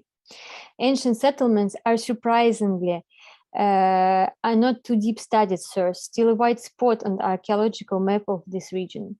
We know burial and ritual monuments of different eras on the territory of Tuva, which are regularly investigated. As an archaeologist, you also have to find out who were their builders, How and why did traditions change? Conducting excavations like mine will help to gather information about the history of this region. Have the inhabitants always been nomadic, or did they live permanently and produce metals? Excavations of settlements connected to monuments will help to obtain new data on the aspects connected to the ordinary life of ancient tribes of Central Asia. On the footplain terrace of the river Karadit, we found fragment wild communication. Bears and wolves roam around. The river has dried up completely several times. At the night in August, it is already up to -5, and on August 21st, there was a snowstorm, typical Tuva. We collected several kilograms of iron slags, were able to trace several layers of floods and fires, and found convincing hints that the settlement most likely belongs to 3rd till 5th Anno Domini, like century, than to Bronze Age, like we assumed before. It is possible that the settlement belongs to the Kakel archaeological culture, which is characterized by its use of iron. Similar settlements are known in 2 more districts of Tuva. It is like a Socrates said, I know what I know nothing. Finding promising hints for the leading question of settlements connected to the monument and burial mounds only leads to more questions on that matter. I think it is a real benefit to mankind, but my findings and the theories around it are an example of how much we still can discover. Often we have these simple explanations. For example, what the people living in this environment of Altai were nomads, simple and not interested in settling. But with the research around these cultures, we can get a more differentiated understanding what people at that time are not more simple-minded than people today, or other way around. The people of what time were normal people, which were ordinary lives framed by a rich culture of bearing and leaving traces like we are. Thank you for your attention. Thank you so much, Bavra. What absolutely fascinating and extraordinary work. And I love the way that you learn from the past and the present day together in the field of archaeology. I'm sure we will have lots of questions in the Q&A. I know I already have at least a dozen. So from the distant past, we follow the footprints to more recent times and take a look at how our human story changes through the lens of political anthropology with a longtime Explorers Club member, Alicia Stevens. Alicia is currently writing her PhD in archaeology at the University of Cambridge, and her career has a most impressive list of highlights, like working with the United Nations, the World Bank, and the American Museum of Natural History in over 130 countries. But rather than continuing on, I will turn it over to you, Alicia. Thank you very much for coming to talk about a very interesting view of the human story that has so much influence on the way our world shifts and changes over time, and that's political anthropology. Hello again, my name is Alicia Stevens, and I'm so delighted to be here today. First, I'd like to thank the Explorers Club and Discovery for this remarkable invitation. It's such an honor to appear with these women of exploration. As Danaya said, I'll be talking about political anthropology and heritage as it relates to the present moment. In this very brief talk, I'll introduce my work and address how anthropology comes to terms with what it means to be human in the present moment through the lens of heritage and political anthropology. And then I'll share with you some of the voices from my ethnographic work. Before starting my doctoral work at Cambridge, I had nearly 20 years in the museum world, directing global programs at the Smithsonian and then the American Museum of Natural History. My work took me to more than 130 countries where I had the opportunity to meet with people from all over the world and to visit hundreds of natural and cultural heritage sites. During my museum work, I forged a partnership with the Office of the Secretary General of the United Nations, and I had the pleasure and honor to meet and work with this gentleman here, my beloved mentor and friend, Under-Secretary General Ambassador Joseph Verner Reed. Ambassador Reed was the back channel diplomat to Burma for the UN and the US presidency for nearly 30 years, before he sadly passed away in 2015. Believing that engagement is more productive than embargo, I traveled extensively in Burma in the early 2000s with the ambassador and his colleagues, consulting on cultural and natural heritage preservation directly with the ruling junta. While most of our work went nowhere, as is often the case in authoritarian states, we did manage to establish the Hukon Valley Nature Preserve, which I believe is still the largest in Southeast Asia. I carried my experience in Burma into my doctoral work at Cambridge, where I am completing my PhD this year in archaeological heritage and political anthropology. Heritage means different things to different groups of people, but generally one thinks of heritage as cultural sites of the deep past, museum collections, cultural traditions, and natural landscapes. However, heritage scholars view heritage in a bit of a more nuanced way as a social process, a process of meaning making in the present with roots in the past and implications for the future. When we create a monument or a museum exhibition that deals with events of the past, we are mediating and interpreting the past in the present moment in ways that serve the needs of society. This here is the mausoleum of the national martyr in Burma during the annual Martyrs' Day. Turning now to my case study of Burma in the present moment. I spent the past 5 years doing field work there and forming an ethnographic archive of about 100 semi-structured interviews with 65 Burmese interlocutors of diverse religious and ethnic backgrounds, age, and experience. Burma's nearly 200 years of political oppression and revolution has a heritage of its own, and that is the main focus of my research.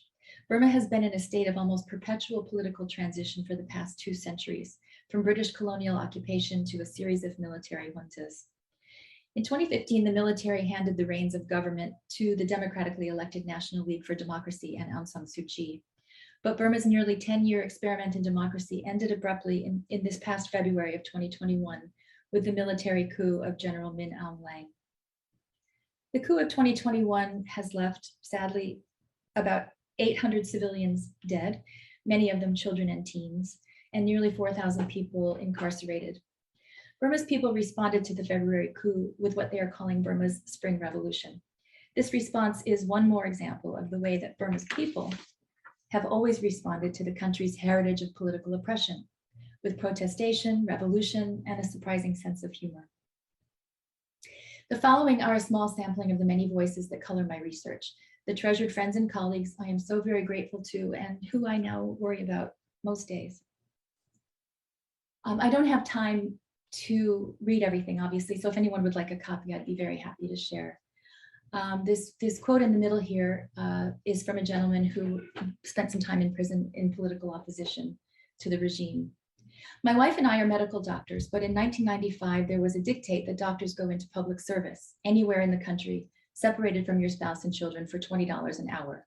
So we stopped being doctors. Interestingly, he and his wife went on, even though they couldn't practice the field that they were trained in, they went on to form the largest NGO for literacy in the country and have since educated millions of Burmese youth. This quote here in yellow is from another fellow who was incarcerated for his political beliefs. And he says, military intelligence said, after prison, you will be useless. Your family will be shamed. After I was released, I had a dream of what I was going to do with my life. I decided not to be useless. And indeed, he was not useless. He went on to build an NGO that specializes in the rehabilitation of incarcerated people in Burma, of which sadly there are many, many, many. And finally, this was an interview that I was very honored to have. This is with one of the lead opposition leaders from the 1988 massacre in Burma. He says, I was 20 years in solitary confinement. There is no human contact. There is no reading, no writing. How did you keep from going mad? I asked him. Meditation, and I believe in our cause strongly. First, belief in our cause, our rights. Second, teaching of Buddha. The third, the last, is sense of humor. Without it, I would already be mad, totally. And I'll end on a slide that expresses this indelible Burmese heritage of humor in the face of political crisis. The fellow in the middle in black is a 28-year-old guy known only as Spidey on social media, and he went quite viral during the protests. He started this clever idea of wearing costumes to avoid identification and arrest. The small boy on the right is clearly emulating his heroes. Despite being injured in the protests, you see he has a little injury on his head. He is starting young with resilience through humor. I hope this brief talk has left you with a sense of how political anthropology and heritage approach the present moment, and a bit of hope from our Burmese neighbors in navigating political uncertainty, which is something we all must do in this very challenging early 21st century moment. Thank you very much. Alicia, absolutely incredible. Not just the depth of your work, but also the way that you study the impact of the changes that happen and then happen again, and the differences and similarities between those political upheavals. I spent some time actually in Myanmar during the pandemic, right before the most recent military coup. So I have questions, and I'm sure everyone who's been watching also has questions. So I really look forward to learning more about your research and the political climate in Myanmar in the Q&A. Our next speaker is a bit of a force of nature, actually, if you ask me. Michelle Westmoreland is a photographer and explorer that I personally grew up admiring, so I am truly honored that she is here with us today. Following our human story to far reaches of the world and into another part of it, the underwater world, Michelle's work shows us just how connected we all are to one another, to our environment, to our past, and to our future. But I will let her tell you more. Thank you so much, and I'm actually overwhelmed with all of the women that are presenting today. Danaya, that was a very respectful opening, but I began my passion for diving and underwater photography in 1984. When I was in a corporate position, I got relocated to Miami, Florida. That's where I spent every spare moment, holiday, and time in the water with a camera in my hands. But what was it that attracted me to Papua New Guinea? I researched and spoke to people in the industry and asked, where is the newest location with the biggest talk? Although I've traveled to other parts of the world to photograph marine life, my passion, it was well cemented that I would become so connected to and join many, many visits to Melanesia starting in 1992. Carrying my second flag, Explorers Club flag, on expedition in 2002, we were looking to source the Isis River in a very remote location of Papua New Guinea. The Blue Hole, is called, was an extremely exciting adventure with one of the world's top cave divers. But these photos are a representation of the fact that not many women were included in a typically male-dominated segment of scuba diving or underwater photography. Capturing the essence and the diversity of marine life over many years, I began to lift my head above the water. What started to unfold and imprint in my brain was a direct connection between my friends in the villages and the reefs just off their home shore.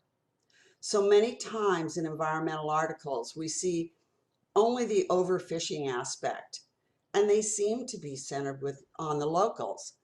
But is it really these local villagers the ones creating the problem? Or is it the outside influence and the monies offered, only trying to feed and educate their children? Because of my deep feelings for Melanesia, I was gifted books written by a forgotten American woman artist. After reading of Caroline Meidinger's journey with her friend Margaret Warner, I knew that this was a story that needed to be told. Years of research and locating the portraits painted in the late 1920s, I began the production of a documentary film. Thus, another proud moment of carrying flag number 46 of the Explorers Club. But instead of me just telling you about this film, I'm going to let the trailer give you some insight as to why I was so compelled to spend 17 years before its release. The world's primitive were vanishing, every book wailed. So what could be more exciting for a painter than to make a record of some of these people before they vanished forever? The idea of two white women traveling by themselves without police protection was, I think, shocking. We were an expedition to paint the portraits of a race of primitives living in the Southwest Pacific. There was a woman here back in 1927. Do you think that this might be your father?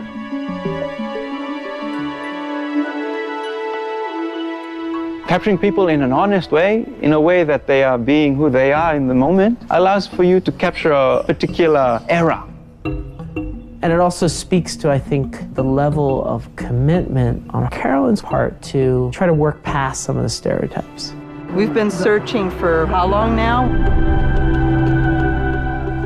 While rummaging around the lagoon, we came across one of these skull cemeteries. You have to kill 30 heads before you get the title warrior.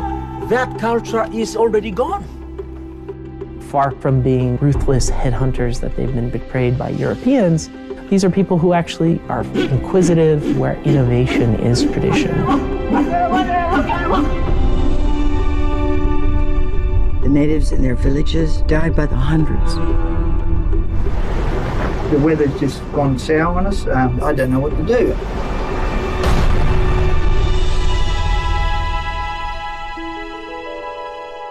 This is heritage. It's very important. My father died when I was 7 years old, so I could have got lots of information from him, but I didn't have the chance. A culture is always fleeting. It's always running away from you, escaping you. Our disbelieving friend said no female outfit such as ours could ever go alone to paint headhunters and come back with their own heads. No man had done it. No man had yet tried, we replied. So what really, I consider my photography a medium of art. And along with messages and stories that they can invoke, the documentary taught me so much and introduced me to the talent that exists in the Melanesian community.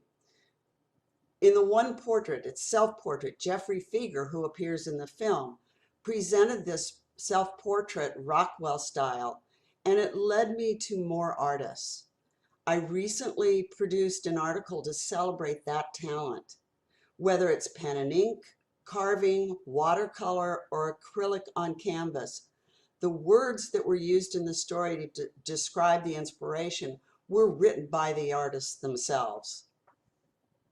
4 artists from Papua New Guinea, 4 from the Solomon Islands, and each country represented with a female, which doesn't always happen. All of their work, every bit of their work needs recognition on a more global scale. So when Melanesia opens back up, and I hope soon, I had some sad news this morning, I will return. And I'll return with joy and happiness of seeing so many friends once again. And I've learned about art that spans oceans and decades. Thank you so much for this opportunity. Thank you so much, Michelle. What an adventure. I love how through film you're bringing the past back to life for people also in the present day, and then helping to lay those footprints in figurative stone, as it were, but to illuminate not just an incredible expedition, but also a rich culture and heritage. What a timeless story. An amazing film that after its release in 2017 remains relevant and it's so extremely watchable to this day. So I encourage everyone watching to, after the presentation in the Q&A, perhaps, go and watch this film. It's extraordinary. Now, speaking of films, next I will tell you about a journey that I took to explore our human story around today's world. First, I want to ask you a question. If you had a chance to send a message to the rest of the world, what would you say? As I mentioned, my name is Danaya Buckingham. I am a filmmaker and an explorer. I'm currently studying anthropology and archaeology at Australia's University of Southern Queensland. I was a co-grantee of the Explorers Club and Discovery this year for an underwater archaeological field project in Greece. My focus and my passion is to tell human stories in creative ways that speak to understanding one another and building compassion and global empathy. Because our focus in this panel is understanding our human story, I want to share with you a project that I co-founded in 2018 based on the question that I asked you earlier. The aim of the Discover Humanity project was to visit each country, I know, big goal, show a cinematic glimpse of life there, and then collect and share messages from people around the world. To give you a better idea though, I'm going to show you the trailer for the project. If we could see into the lives and minds of others, could it change our own? If you had a chance to send a message to the rest of the world, what would you say?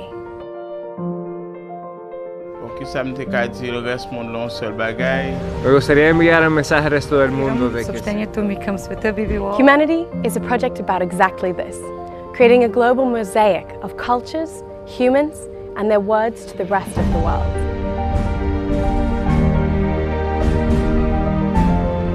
"199 countries, 2 parallel series of short films, 2 episodes from every country.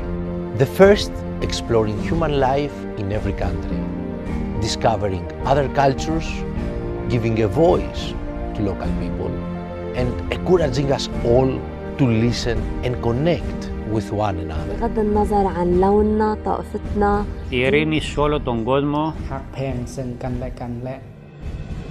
The second goes behind the scenes, our journey as filmmakers. Our experiences, the challenges we face, and the people we meet along the way. Giving you the chance to join us on this cinematic odyssey.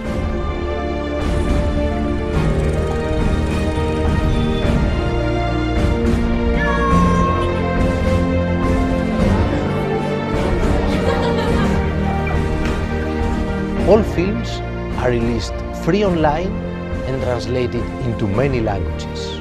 Photography exhibitions, events and presentations, all with the goal of raising global awareness and building a more compassionate human species.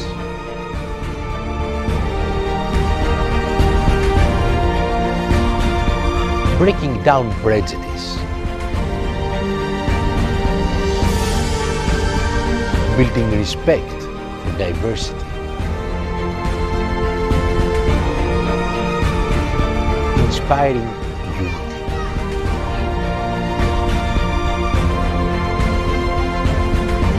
Take part in a global conversation. Connect with people around the world.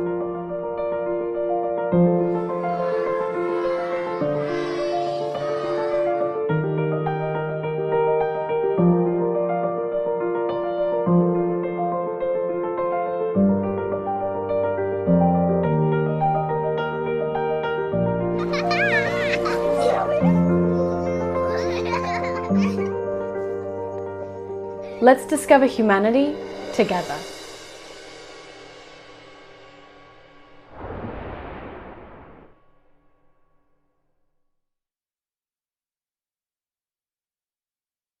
During this project, we filmed with and interviewed people in 18 countries before the pandemic unfortunately put a stop to it.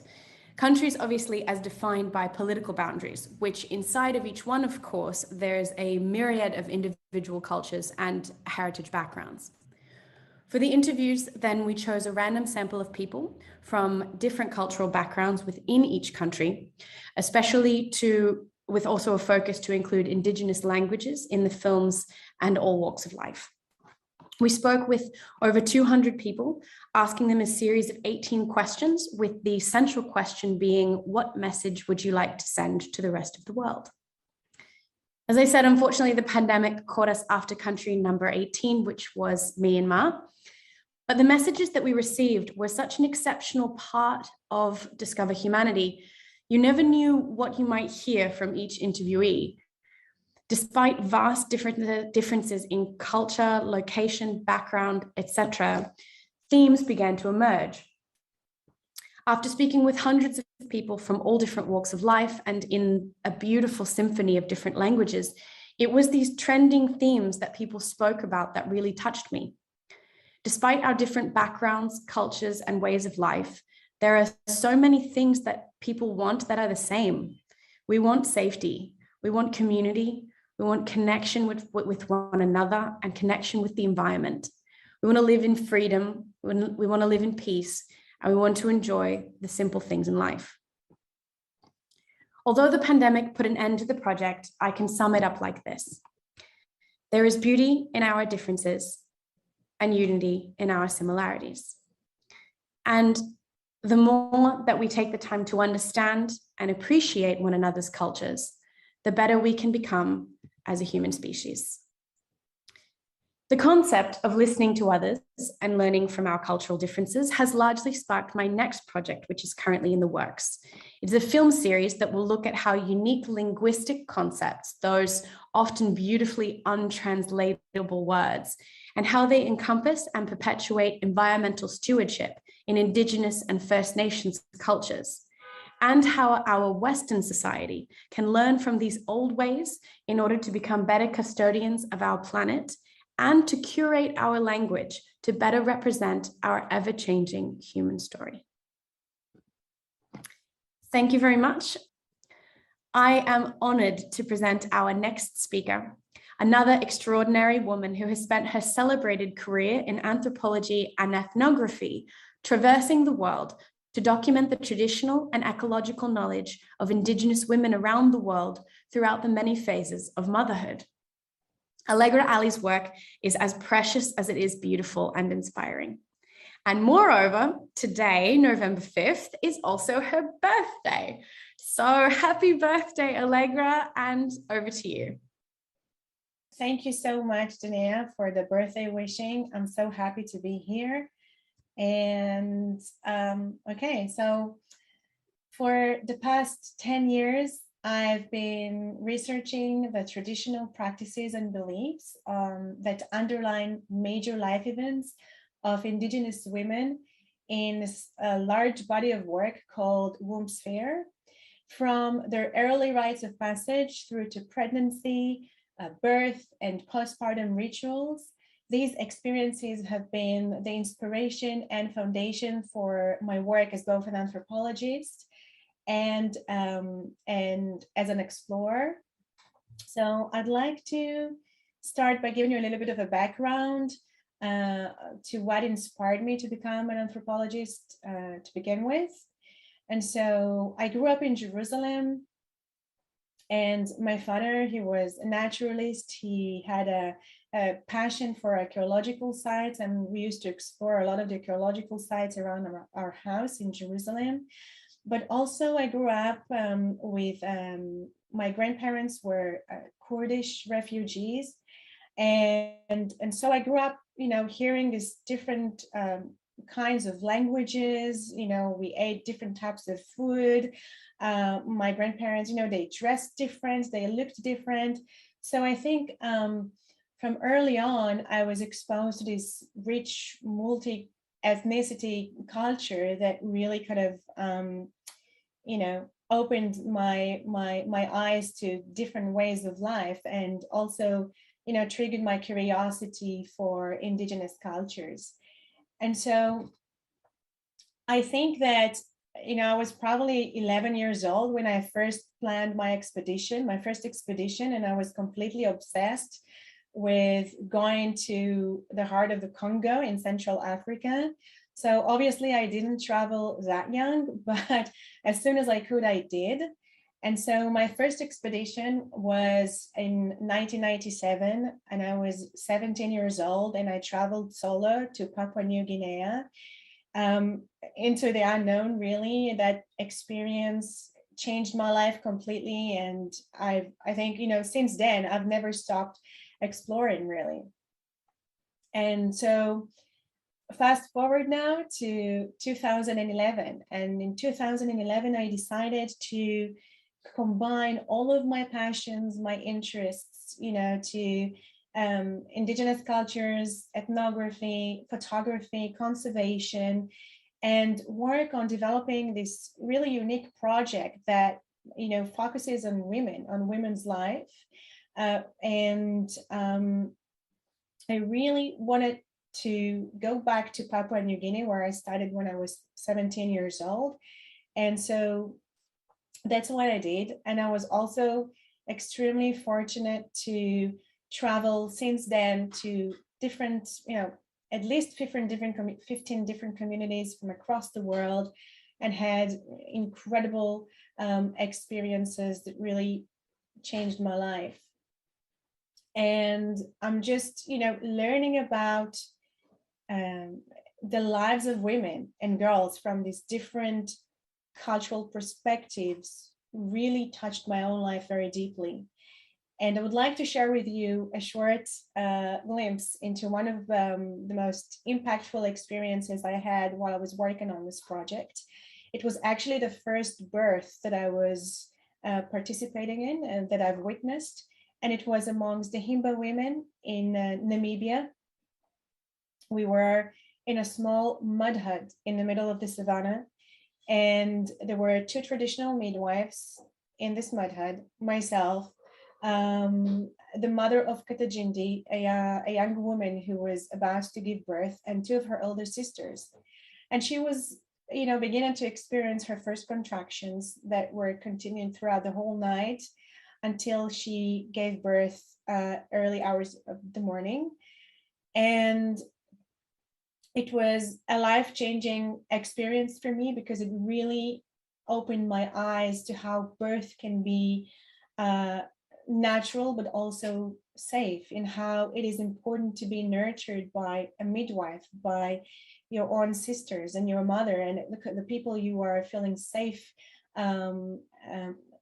around. And so I saw how it is my own reflection. We give life as women, we birth, and we have this, what I call, incredible superpower given to us. And that was actually one of the biggest aha moments in my life. It was revealing right in front of my eyes as I witnessed Kadajindi give birth to her first, baby girl. And I realized then that it must be an act of love and not fear. That birth has to take place in a loving environment and not in a hostile environment. And I've learned that the way we birth has so much significance that it can actually change the face of our societies. So the Womb Sphere project to me is about celebrating womanhood, but it's also about celebrating cultural diversity.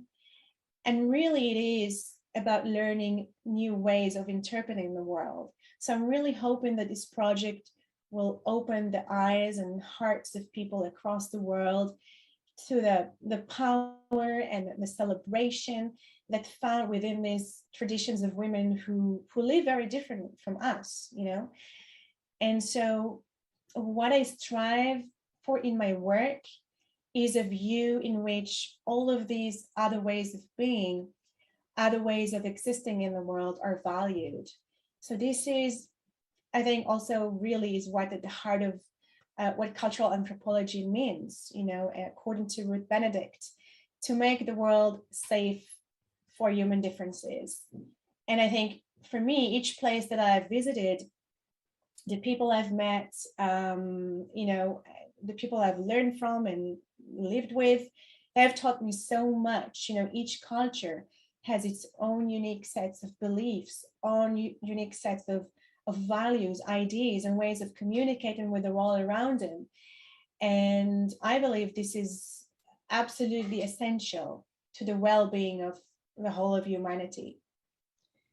As each of us humans know, time goes by in a blink. And here we are at the end of our presentations. It has been an inspiring and fascinating set of talks, and I am sure there are plenty of questions. I have plenty of questions, so I'm sure that everyone watching does as well. And so we would like to open it up for you to ask us your questions. Please send them in the chat boxes and we will answer and discuss as many as we can.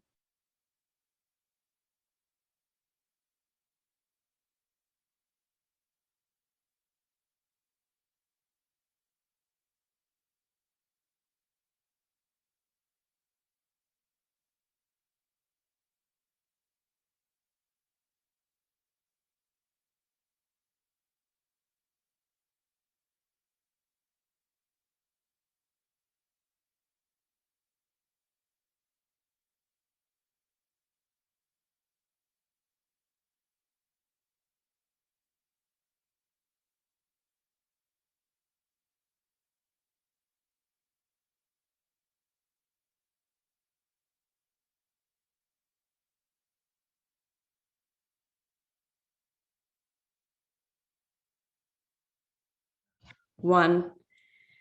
Thank you all so much for those presentations. I feel like I've traveled through time and around the world, and it's an honor to, after that trip, be here with all of you to open this forum up to questions and answers, questions from all over the world, and to be answered by actually us from all over the world too.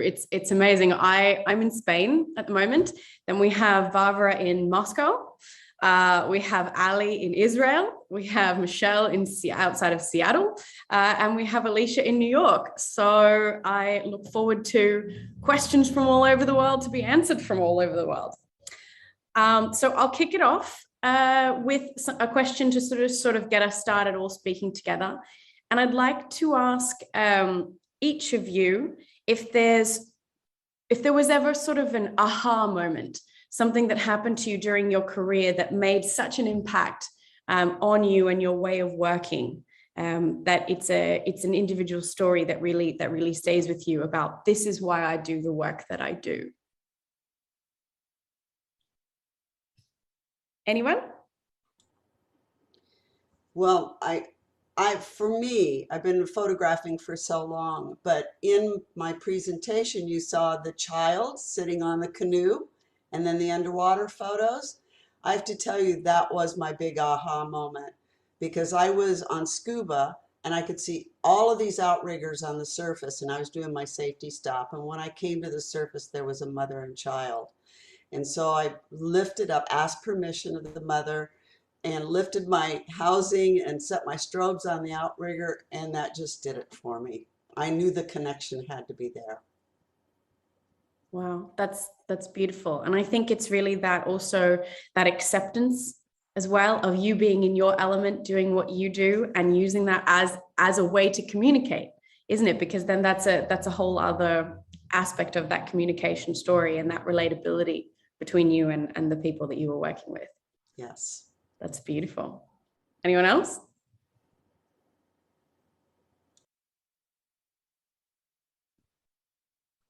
Danaya, I have one I can offer. And I think this is probably true for all of us and probably everyone watching, but I've learned the most and been most inspired by big colossal failures in the field. And I think we don't talk about that enough. And I don't mean just sort of to talk about it in the way that corporate America talks about, oh, you learn from failure. I mean, when you go into a place, just our presence there as ethnographic researchers changes the entire dynamic. And that awareness and learning how to be effective in these contexts and how to move around this landscape in a respectful but also effective way, I think is a lifetime's work. And I'm still at it. But I will say that when I see human injustices right up close and personal, I think that's what spurs me on the most. Certainly the engagements with people, which are beautiful, but I think it's when you see the pain and suffering that yanks us out of our sort of bubble here in our sort of privilege, that is the most moving thing by far. And it's hard to know what to do with that. And I've made many mistakes trying to do good. You sometimes mess things up colossally. And I think that's just an important part of the learning process. And I think that the key to that is exactly what you said, that it's a learning process. I think that one thing that's really core to exploration for me and in discussions that I've had with other explorers is we look at the world to try and almost maintain that childlike sort of curiosity about it, in to live in that not knowing, and to always want to discover what's new, what's out there, or what's different from us, or to look at everything with those kind and willing open eyes and hearts and minds to say, I am a student of this entire planet and I can learn something from everyone I meet and everywhere I go and everything that I experience. So I think that the lessons are really core to that. And that's a beautiful way to put it, Alicia. And then to all my speakers, you can go ahead and unmute yourselves, because the whole point of this is for us to sort of pass it back and forth and actually have a discussion. And then to everyone watching and tuning in, as I said, from all over the world, the chat boxes over here, I don't know, on one of the sides. I can't I can't tell which whether you're watching on Facebook or YouTube, but that's how you'll communicate with us. And we'd like this to be a discussion. That's the point, is we're here to talk with each other and we're here to talk with you. So if you have questions surrounding anything you saw in our presentations, surrounding the human sciences, throw them at us, please. And then Secret Weapon Brooke behind the scenes is feeding them to me over here in the chat box. And so we can then discuss them. So Ali or Bavra, did you have a sort of aha moment that you wanted to share? Oh dear, there has been so many aha moments throughout the years, but you know, it really resonates with me, which each of you have shared here. And for me, it was always, you know, the human connection first. So I really agree with you, Alicia. And when I go out into the field, you know, for me, I always allow myself enough time to first, you know, make an authentic connection, you know, with the community and with the people, and really build authentic relationships, because this is at the heart of my work. This is what I do. This is why I'm so passionate about it. Meeting people, creating friendships that lasts, you know, forever, because these immersive experiences are so powerful. And usually the bonding is very strong and very quick. And I do take this relationship with me in the rest of my life. So, yeah, I would say that for me, the human connection in everywhere I go, you know, I always strive for those. And that is kind of like the first thing that is always, you know, it's always my first mission, you know. So I can arrive in a place and actually not even start taking notes or not taking my camera out for 1 week or 2 weeks, and just, you know, get to know the people and build these relationships, and then start to kind of officially begin to work. But yeah, the human connection everywhere I go, I think for me that would be, that's beautiful, an inspirational thing. Yeah, I agree. Bavra, did you? I'm sorry? Yeah, people inspires me, and their stories inspires me. That's what motivates me. Absolutely. I'll add mine in also, because it actually answers a question from Devon Overton. So thank you also for submitting a question, which was for me about how many countries I'd visited with humanity, but then it was what inspired me to start the project. And actually it's the same thing in answer to this question. So Devon, I'll answer your question in that we got stopped, unfortunately, in country 18, which was Myanmar. And then the project will sort of morph and change from now, because obviously the world is different to how it was prior to COVID. But what inspired me to start it was actually my aha moment. So I've been traveling and living all over the world, and in different cultures and with different, you know, people for most of my life. And I noticed this ongoing trend of you'd speak to people and then you'd say, oh, well, I'm interested in going here. And typically that was a neighboring country or something. And people would go, oh, careful, don't go there. Like that's and they'd give you this host and list of reasons why not. And then you say, oh, well, okay, I'm going to go anyway. And you go and you find extraordinary people and amazingly different culture. And then you'd say to those people that you're going to go to another place and you get the same list of things. And so it started me really considering, where do these biases and prejudices come from? Whereas when we actually go out and do exactly what Ali just said, or what Michelle was saying, or what Alicia was saying, and we sit with people, no matter where they're from, no matter the language that they speak or the backgrounds that they have, and you connect on that human level, you start to understand that there's so much that we have that's similar to one another, and that's beautiful, and that there is that beauty in our differences and in our similarities, and that connection in our similarities. So that was my aha moment, was that I was seeing this trend of we need to start looking at each other with that openness and with that curiosity of how are you beautifully different from me, and also compassionately similar. So Bavra, did you also have sort of an aha moment? Yes, I have.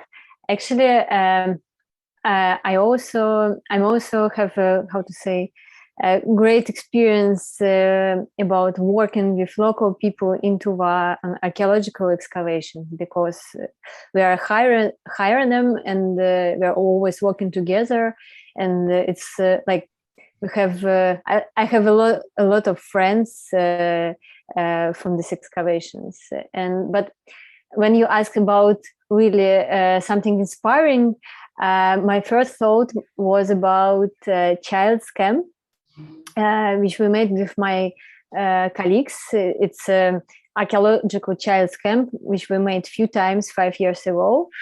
And there I had some kind of opportunity to share my experience as archaeologist, because I'm doing this actually all my adult life. For me, it's kind of something normal. And it was so cool to share all different methods in archaeology, to share knowledge with kids. And for me, was the most inspiring what these kids were kind of shocked about many things, about methods, about science. And from that time, I think for me, it's really important to understand what for me is normal, for others can be something exceptional. Well, yeah, I'm going to step in here, and can you imagine we're talking about our aha moments? And when I did the documentary film, how can you imagine Caroline and her partner Margaret in the late 1920s, when she went to intimately paint portraits of people? And she had a big learning curve too. And so I can't even, when we did the expedition to retrace her footsteps, every village we went into where Caroline painted, I was shaking my head going, how did these two women do that back in the 20s? Yeah. Yeah, I think that really not really giving in and letting that spirit of curiosity at all costs take over. I think that you look at what they did, and I think that it was just that undeniable need to go out and explore the world, when it was really, really difficult. It is something that kind of comes to mind for me. It's tough now. And can you imagine what our footprints may possibly leave? Even one little, one connection, one important thing. Yeah. So it's the continuum. Absolutely. Actually, that's an interesting segue into a question that we had from Jonathan Reynolds, which was actually directed for you, Michelle, but I think it's a question that is pertinent to everyone, because you've all worked in similar places over longer spans of time. And Jonathan's question was, how have you seen Papua New Guinea change culturally over the past decade since you first began your work there? And I think that you could answer that from a PNG perspective. Alicia could answer that from Myanmar. Bavra could answer that from Tuva, and Allegra from all over the world, perhaps. Ali and I have a connection for PNG, and that's how we met quite a few years ago. So Ali, you go ahead and tell how you feel. I first visited Papua New Guinea in 1997, and my second time in PNG was in 2011, and then in 2014, was it? Oh gosh, I think. Anyhow, well, obviously there was a big gap between 1997 and 2011, and I think this gap was also represented through me, because obviously when I first traveled to Papua New Guinea, I was only 17 years old, and so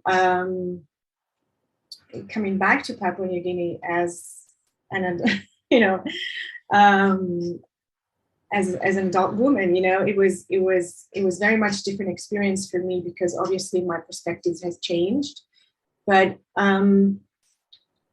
obviously it's a tough question. I mean, obviously culture change there are cultural changes all the time throughout time. And I think it happens everywhere. And it's a natural phenomenon, and that's how it should be. I think, for me personally, the way I view it, there are a few external interventions or changes that really interfere with the culture in an unorganic way. I don't know exactly how to describe it, but for example,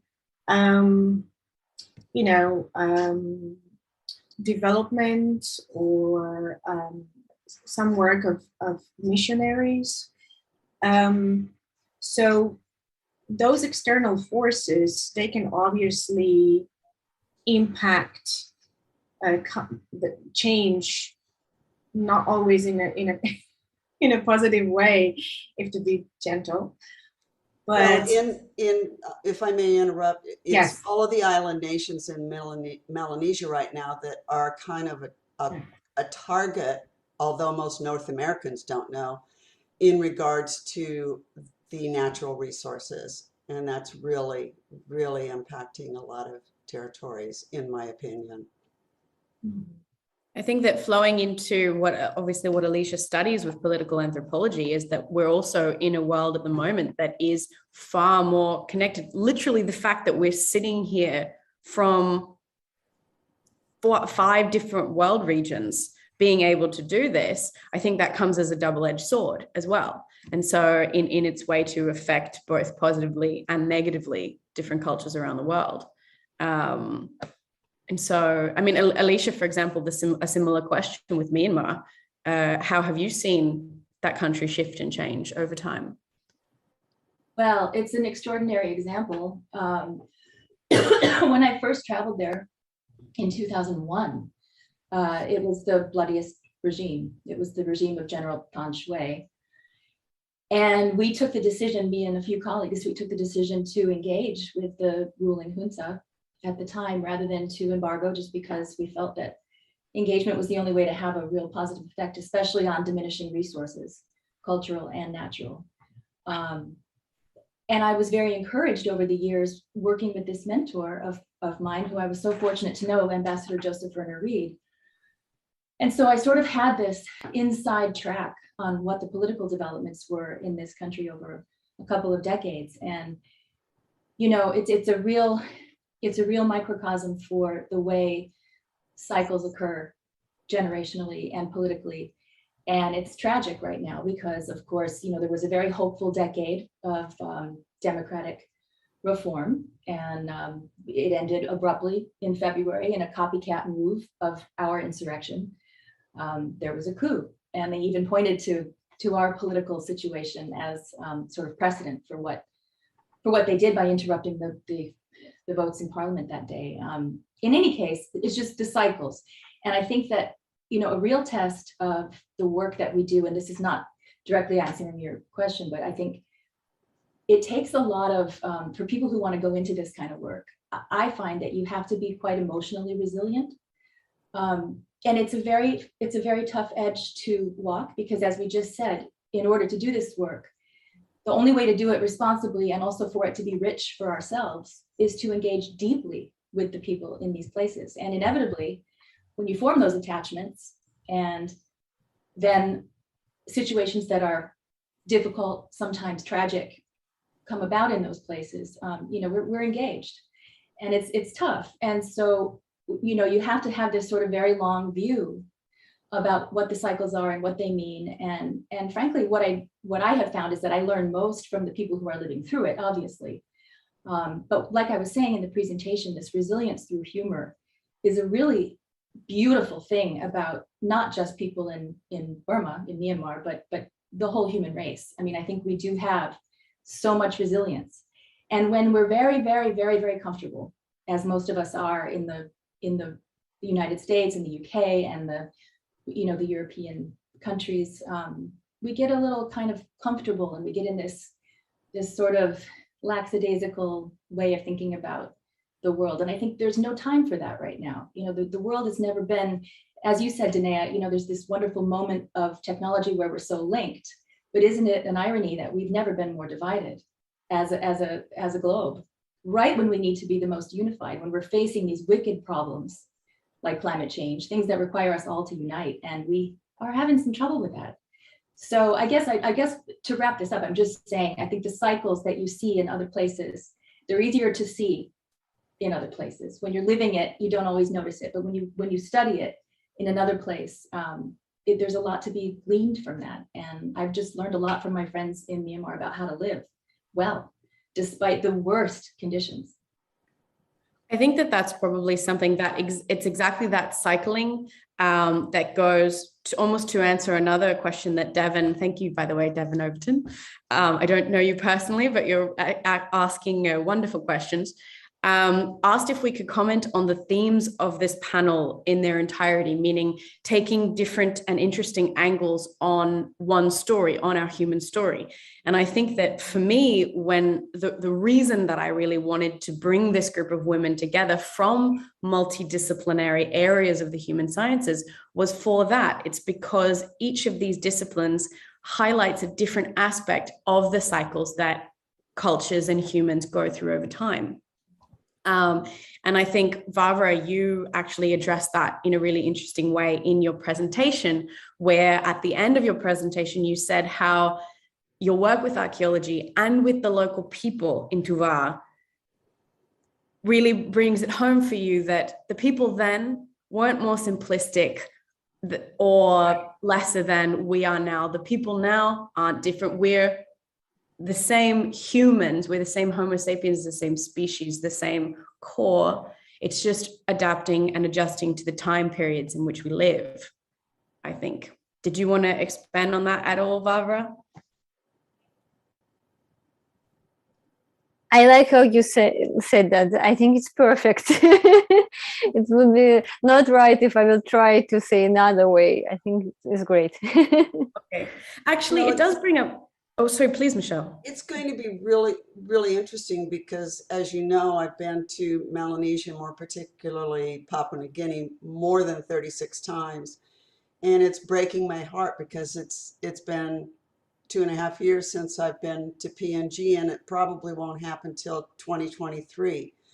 So when I go back to the villages and see my Wantaks, my friends, what are the changes that this whole pandemic and everything else, what is going to happen and what am I going to see and who can I sit down and chew some buai with, you know? It's because that's what the women do, and we sit down and talk. So I don't know, I'm excited to go back, but I'm also afraid. I have to say that. Are there any ways in which you see change being adapted in positive ways? Because I think that one theme that I see overarching that we're discussing at the present day is all of I mean, we're in a very difficult situation in the world at the moment. We're in a difficult situation politically, environmentally, technologically in many ways, in terms of freedom and lots of different things.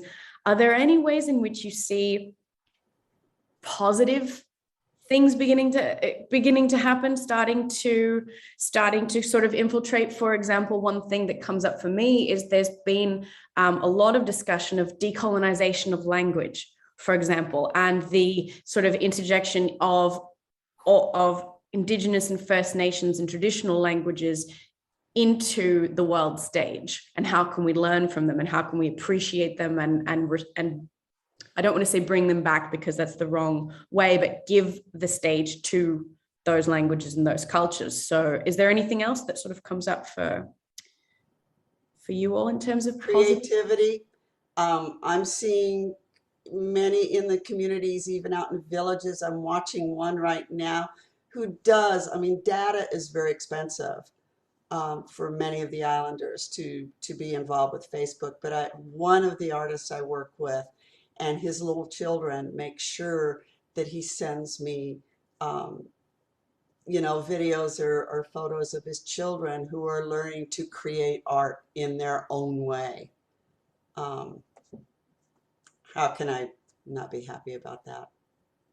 And is that art being shared? Is there something that's going on with that, or it's just the beginning stages of that business?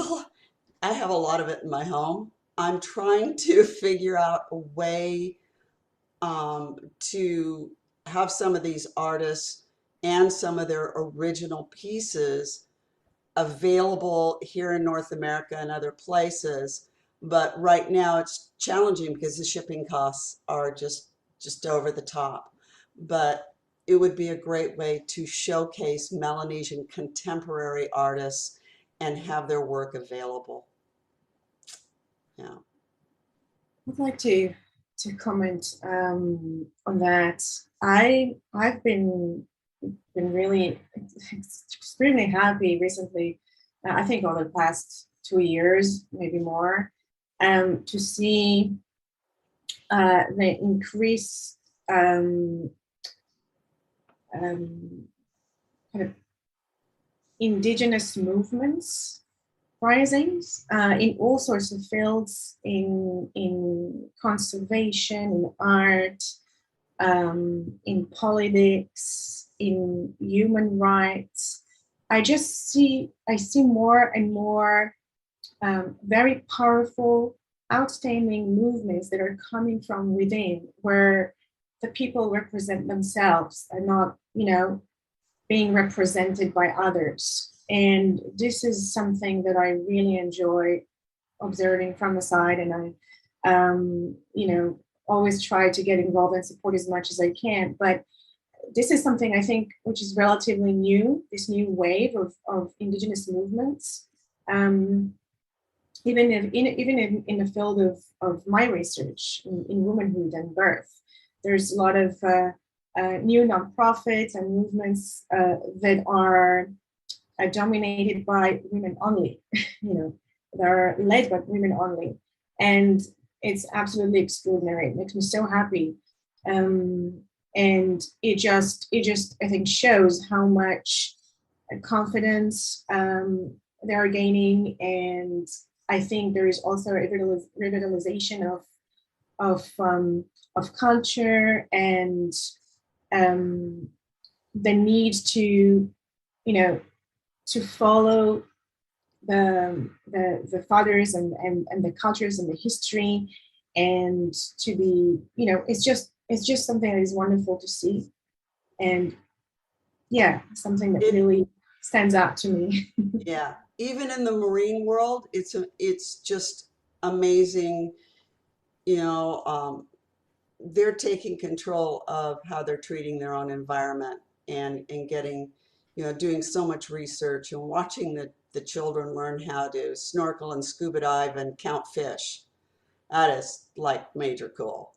And who's leading most of those is the women. Yeah.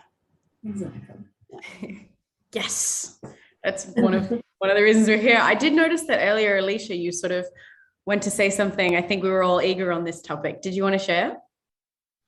Oh, sure. I would just add, I think a really positive development, and I don't know how well it's going to sort of spread around the globe and turn into reality, but the United Nations has made cultural heritage a human right.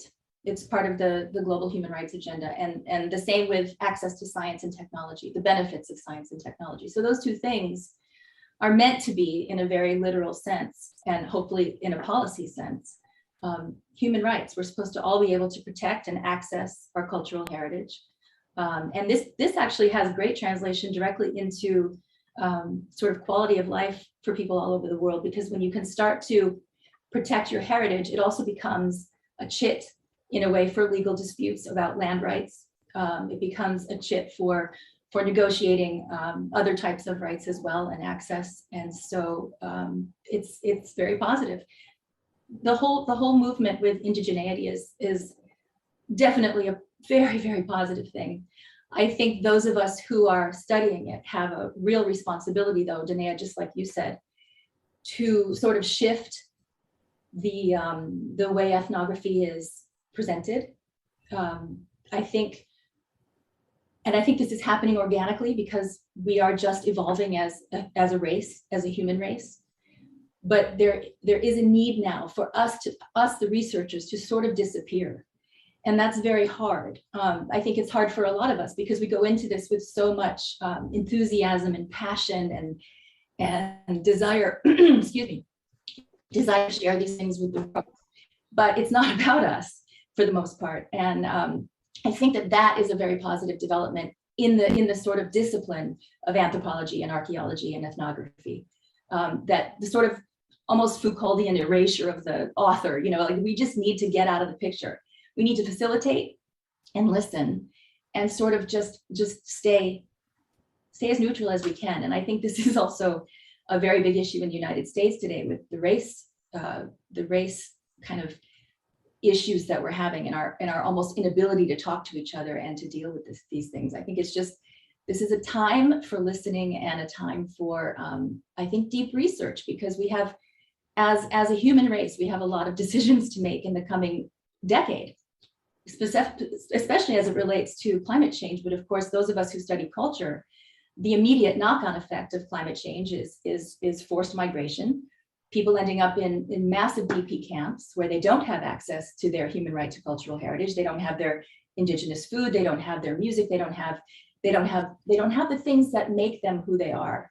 And I think that's something we're going to have to be very watchful and careful about. And in terms of policy and the things that we sort of support and advocate for, we as anthropologists, we need to be out there reminding the world that culture is not a base of pyramid need. I mean, it's not a top of pyramid need, it's a base of pyramid need. Human beings start to dissolve without their communities. And it's tragic, and it's almost as important as shelter and nourishment.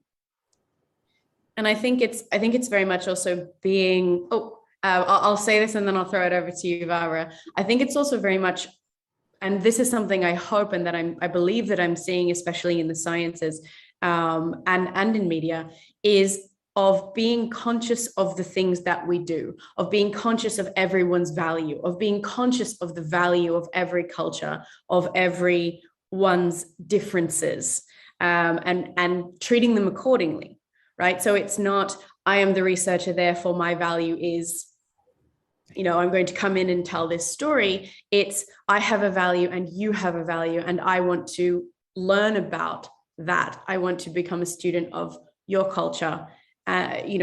Whilst of course we can't step outside of our own, but if we can understand that and be conscious of them, be conscious that we are beings that were created and developed within our own cultures, we can also be conscious of the value and the equal value of everyone's. Absolutely. I would even add to that, Danaya, if I may, that there's, even within our own club, which we all love so much, the way we tell our stories from the field. This is a controversial thing to say to this group, but I'm going to say it anyway. This sort of, when I was in this place, we call it, I have a couple of friends, we call it the when I's. When I was in Mongolia, when I was in Russia, it's fine. We all own and are entitled to our stories, and they're wonderful, and it's wonderful to share them. But I think those of us who are also in the business, so to speak, of sharing other people's stories, we have a whole other level of responsibility to just let those stories be what they are and try to not intervene. And it's really impossible. We intervene just by our mere presence, but it's really important now that we try to not do that so much, especially those of us who are Western educated, those of us who are very privileged. It's important that we just sort of, listen and sit and absorb and give the platform and the understanding and to others. And I think that, and I really do want to throw it over to you, Bavra, but I think that that's actually one of my favorite things to do, especially in the field or when I'm working with other people, is be quiet, is sit and listen and learn and hear the way that someone else describes something or the way that someone else lives. Bavra, did you want to? I just wanted to add what actually it's a kind of connected with previous question. For Tuva, for example, for last 10 years, I can see any big changes maybe I don't know, here maybe a lot of different details why it's happening like this. But it's of course, you know what, it's a part of Russia. But I like that Tuva, it's a mountainous region, so here is mostly like we're speaking only in Tuvinian, and young people speaking only in Tuvinian. And I like what we have this rule, but we have to leave all our findings in local museums. It exists like from Soviet times, and we're really, for them, it's really important to keep these findings. We're really proud about them. And what I see, for example, last 10 years for Kizil, it's a capital city of Tuva, of Republic of Tuva. It's really popular to make monuments in the style of archaeological finds. So, like we have in the center of the city, we have embankment where the Scythian Tsar and his wife using horses and bows and everything made of so I think it's really important what we have this connection with their past, so for them it's important. That's all. Well, it's wonderful because, as we said, with this being the story of footprints and our human story, that's taking that ongoing and future focused ownership of your past and of your story and the story that brought the people to where they are today. And so it's wonderful to see archaeology celebrated in that way, very much in the modern day. And it seems like that's done with a future focused mindset too. That's wonderful. It's actually very pertinent to this sort of topic that we're on. So I'll bring in a question from Joe Christie, which was a question of how do we approach people to get the most comfortable, honest, and truthful responses or interactions? Did anybody want to take that one? For me in photography, and especially with a camera crew and that on the expedition, any new village, any new place we went into, I absolutely had a rule: no cameras when we first enter. Period.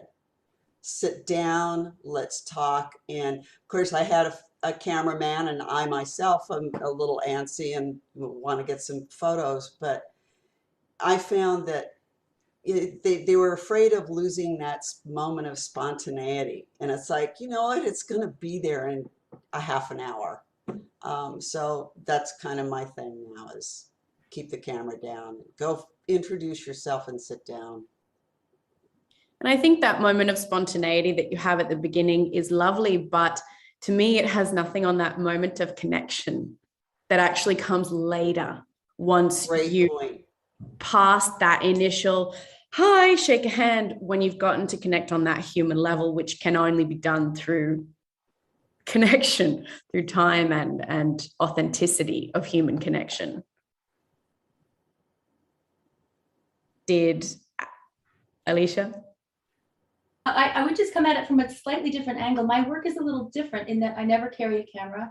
I'm fortunate that way because it's easier to get deeper. But I also tend to do more urban kind of political stuff. And I've actually found that my greatest challenge in Burma, in any case, is that people want to talk so much that I feel this huge responsibility about their anonymity, and they're sharing things with me that are sensitive, politically hot in a lot of cases. And I have to make that sort of judgment call about how I share information, what I share. I mean, remarkably, I had almost 80 interlocutors in Burma. And I want to say all but 4 signed full consent forms. You can name me, you can quote me, you can say where I work, you can, show my picture. And a lot of my work was done before the coup. So I took the early decision to anonymize everyone, but geez, it's a lot of responsibility. And I think I'm a big fan of the open-ended interview. I think that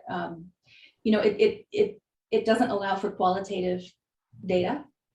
I mean, sorry, it doesn't allow for comparative quantitative data, But I think that the open-ended interview is the only way to go. When, I mean, you ladies, some of you are doing beautiful artistic photography and portraiture. I'm more going for the kernels of their stories, trying to get to that really deep stuff. And I know it's just, yeah, just open-ended interviews and following where the conversation is going and allowing for it to flow.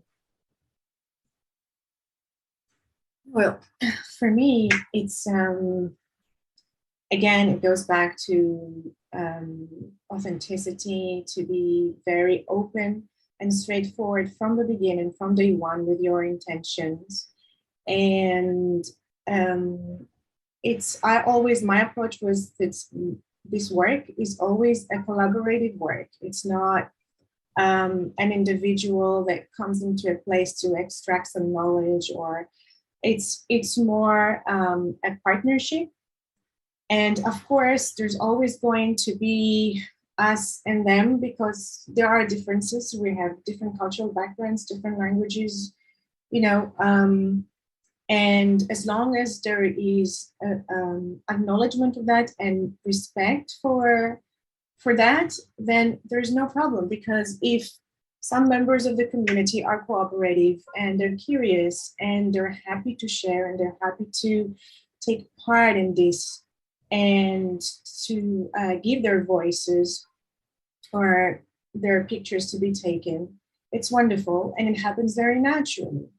If some decide not to, like in every other situation, not just at work, you know, some people are not interested and they're avoiding it or asking not to take their pictures or not to participate in an interview.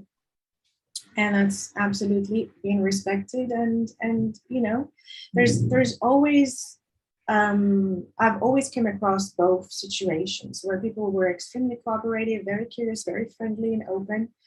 And of course, only once they know enough about the initiative and they are interested to take part of it. So, you know, I think it's very, very important for people to understand that I'm aware of that I know also how some specific photographer, which I'm not, of course, name, work. But for me, at least, how it always has been is to be very open and straightforward about the intention, and then usually just wait for the direction to happen very naturally and very organically. So this is my personal approach for how I do my work. Wonderful. So unfortunately, that has flown by. We only have about a minute left. So my last question that I would love if we could all fit it in before I say a quick goodbye to everyone is to, in a very sort of succinct way, we're pressed for time, to offer a piece of advice to any young woman out there, or not young woman, whose just soul has been set on fire by this presentation and wants to go into these fields, wants to start working in the human sciences, or already has a curiosity in it but hasn't taken that step. Is there a piece of advice that you would offer to someone, perhaps you, however many years ago, if you were watching this? Reach out, ask the questions.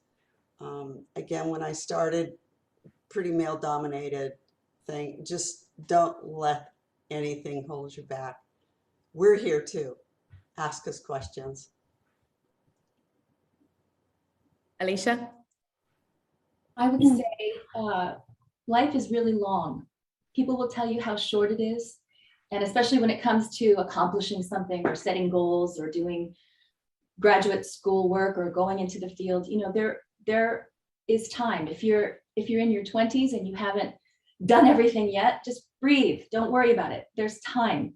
And no one tells you that, you know, at least very few people will tell you that. And I think there is time for reinvention. I am 53 years old and I'm just finishing my doctorate. And I've had a very rich life before that, rich professional life, and I'm fortunate that way. But, you know, there's all kinds of different ways to structure your career. And I think be true to yourself, be creative, and everything follows. And definitely what Michelle said, we are here. And I think a lot of the point of this symposium is to connect us in an even deeper way. And I love the mentorship program at EC. I'm taking part in that. It's wonderful. 100%. I will throw in also for community.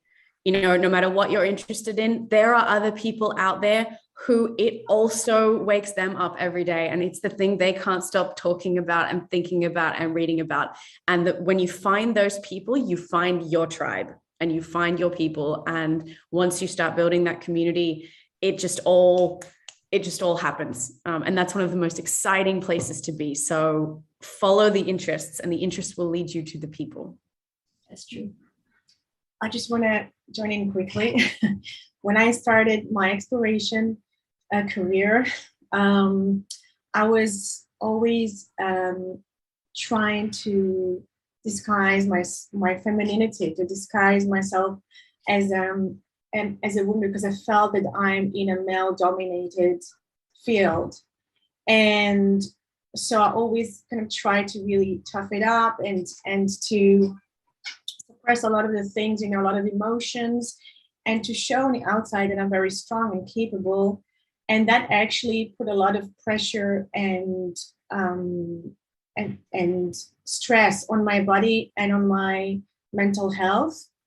So, I think that as women explorer, we have a lot of strengths, many strengths that men don't have, and use those strengths as a woman, and don't let don't let your mind say that you're not capable because you're not as tough, as strong physically. It's you can do everything that a man can do in the field. Believe me, you can, and in some aspects you can do it better. So we have a lot of advantages as women in the field, and just that would be my small tip of advice for women explorers. It's my turn, yes? I will be short. First, never, don't give up. Second thing, never listen all the great scientists, men who will tell you like, no, it's not work for you. Like, no, it's not. Is archaeology not for young girls? No, Siberia is not for young girls. And the third thing, it's my rule for for my life. Always do what you love, and you will never be tired. That's all. And there you have it. So thank you all. Thank you, Bavra. Thank you, Michelle. Thank you, Alicia. Thank you, Allegra, for sharing your extraordinary experiences and your work with us. Thank you to everyone around the world who has tuned in to the Explorers Club. Thank you to the rest of our Pathfinders family. It has been an honor to be here with you today. And please stay tuned on this feed for more fascinating presentations from women around the world. I truly believe that one of the core traits that makes us human, and indeed one of our most spectacular, is our curiosity. It is curiosity that fuels our desire to explore. And the brave are simply those with enough passion to follow that spark in whatever direction fascinates you and sets your soul on fire. So if you spend even a moment each day wondering, considering, questioning, or encouraging that curious spirit inside of you, then you too are contributing to exploration and to better understanding our human story, and you too deserve thanks. So take care, never lose your wonder, and remember that the lives we each lead and the footprints we each leave are all an extraordinary part of our human story. Thank you very much. Thank you. Thank you, Danaya.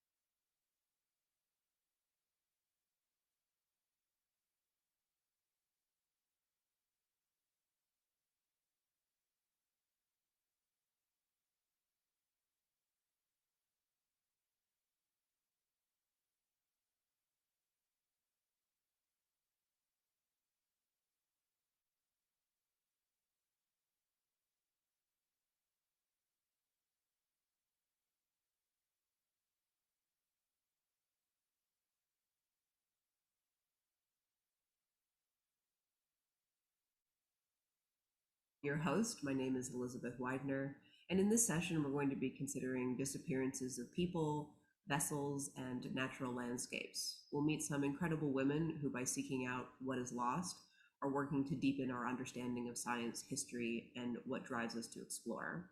For my part, disappearances have really enabled a big part of my research career. I'm a student at the University of New Hampshire and Stockholm University, and I study the Arctic Ocean. And the loss of multi-year sea ice in the Arctic Ocean from global warming has allowed for the exploration and study of some truly isolated locations. In 2019, I participated on an expedition to Ryder Glacier in Sherrod Osborne Fjord in the very north of Greenland. And the work that we did there couldn't have been done without the disappearance of the thick and near impassable multi-year sea ice in the Lincoln Sea. So for me, the disappearance of ice is kind of both a blessing and a curse. Now I'd like to introduce each of the speakers for which disappearances have played a key role in their lives and careers. They'll be sharing with you all a noteworthy field experience and a little bit more about themselves before we get into our discussion. Our first panelist is Valerie Moore. Valerie is a project manager, writer, and certified scuba instructor and motivational speaker whose career consists of many deep ocean expeditions, including several to the Titanic. She's worked with James Cameron's Deep Dive Unit, Universal Studios, the History Channel, and on multiple independent films. She's led dive and photo adventures to exotic locations around the world, and her work has appeared in many publications. As a motivational speaker and coach, Valerie uses the theme of exploration to help people live their best lives and is currently working on her first book. Here is Valerie. First, thank you for inviting me to be part of this extraordinary panel. I have experienced many best days in the field. As a scuba diving instructor, a writer, and a project manager for film and for recovery operations, there are many extraordinary times, and I would like to share just a few of these moments, which have all deepened my appreciation for what it means to explore. As a diver and a writer for a city magazine, I was invited to join an expedition salvaging the site of the wreck of a Spanish galleon, the Nuestra Señora de las Maravillas, that went down in 1656 in the shallow reefs off the Bahama banks. Now, this recovery was a partnership between the salvage company and the Bahamian government. There are many legends attached to the Maravilla. That on board the galleon was a golden statue of the Madonna and Child, commissioned by Philip II of Spain to help buy his way into heaven. There's also a legend of a gold and jewel-encrusted table in the Maravilla's hold. Now, neither the golden Madonna nor the table have been found, but the shallow site yielded remarkable artifacts, including gold and silver bars and coins, jewelry, swords, cannons, and emeralds. And by the way, uncut emeralds that we found on the bottom look like fragments of broken green bottles. Now, the first time I picked up coins from the ocean floor was a moment of exhilaration, quickly replaced by reverence. I held in my hands objects that had remained untouched for 300 plus years. I wondered what became of the last person who touched them. Did they perish in these waters, or did they load the ship and then never go to sea? Reverence gave way to awe as I stared at the coins and felt a connection beyond time and beyond space. Now, another very memorable day in the field was during the recovery of artifacts from the RMS Titanic aboard the Russian scientific ship, the academic Mstislav Keldysh, mother ship to the twin deep diving Mir submersibles. Mir, by the way, is the Russian word for peace.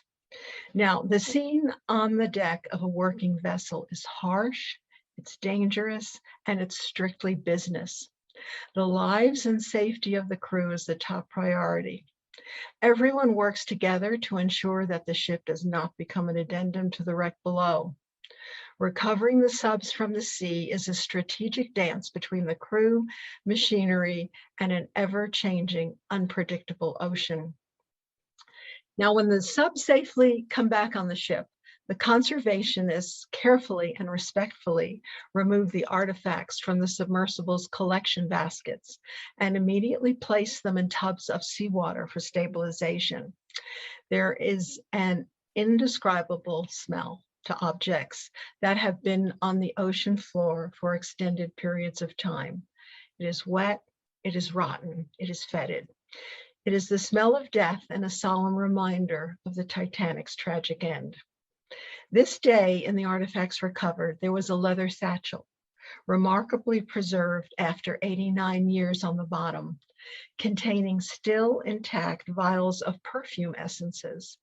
The satchel belonged to a passenger who was a perfume salesman, Adolf Saalfeld, who survived the sinking, but whose life story thereafter has been lost to history.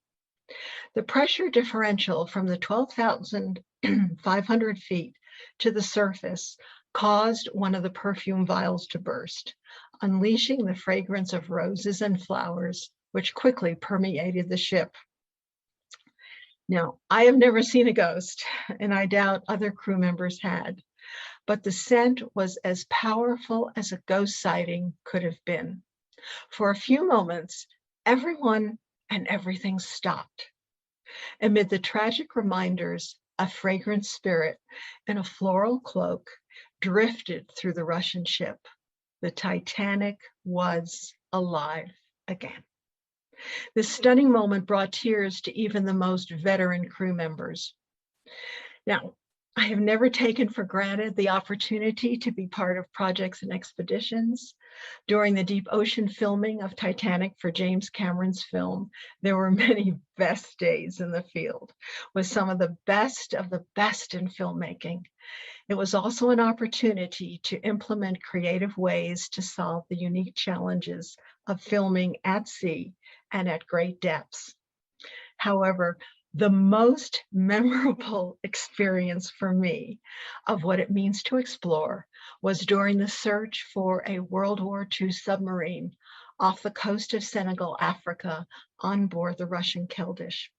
We were descending in a mere submersible to a depth of 6,000 plus meters when I asked the Russian pilots if we could turn on the sub's exterior lights just to see what was out there.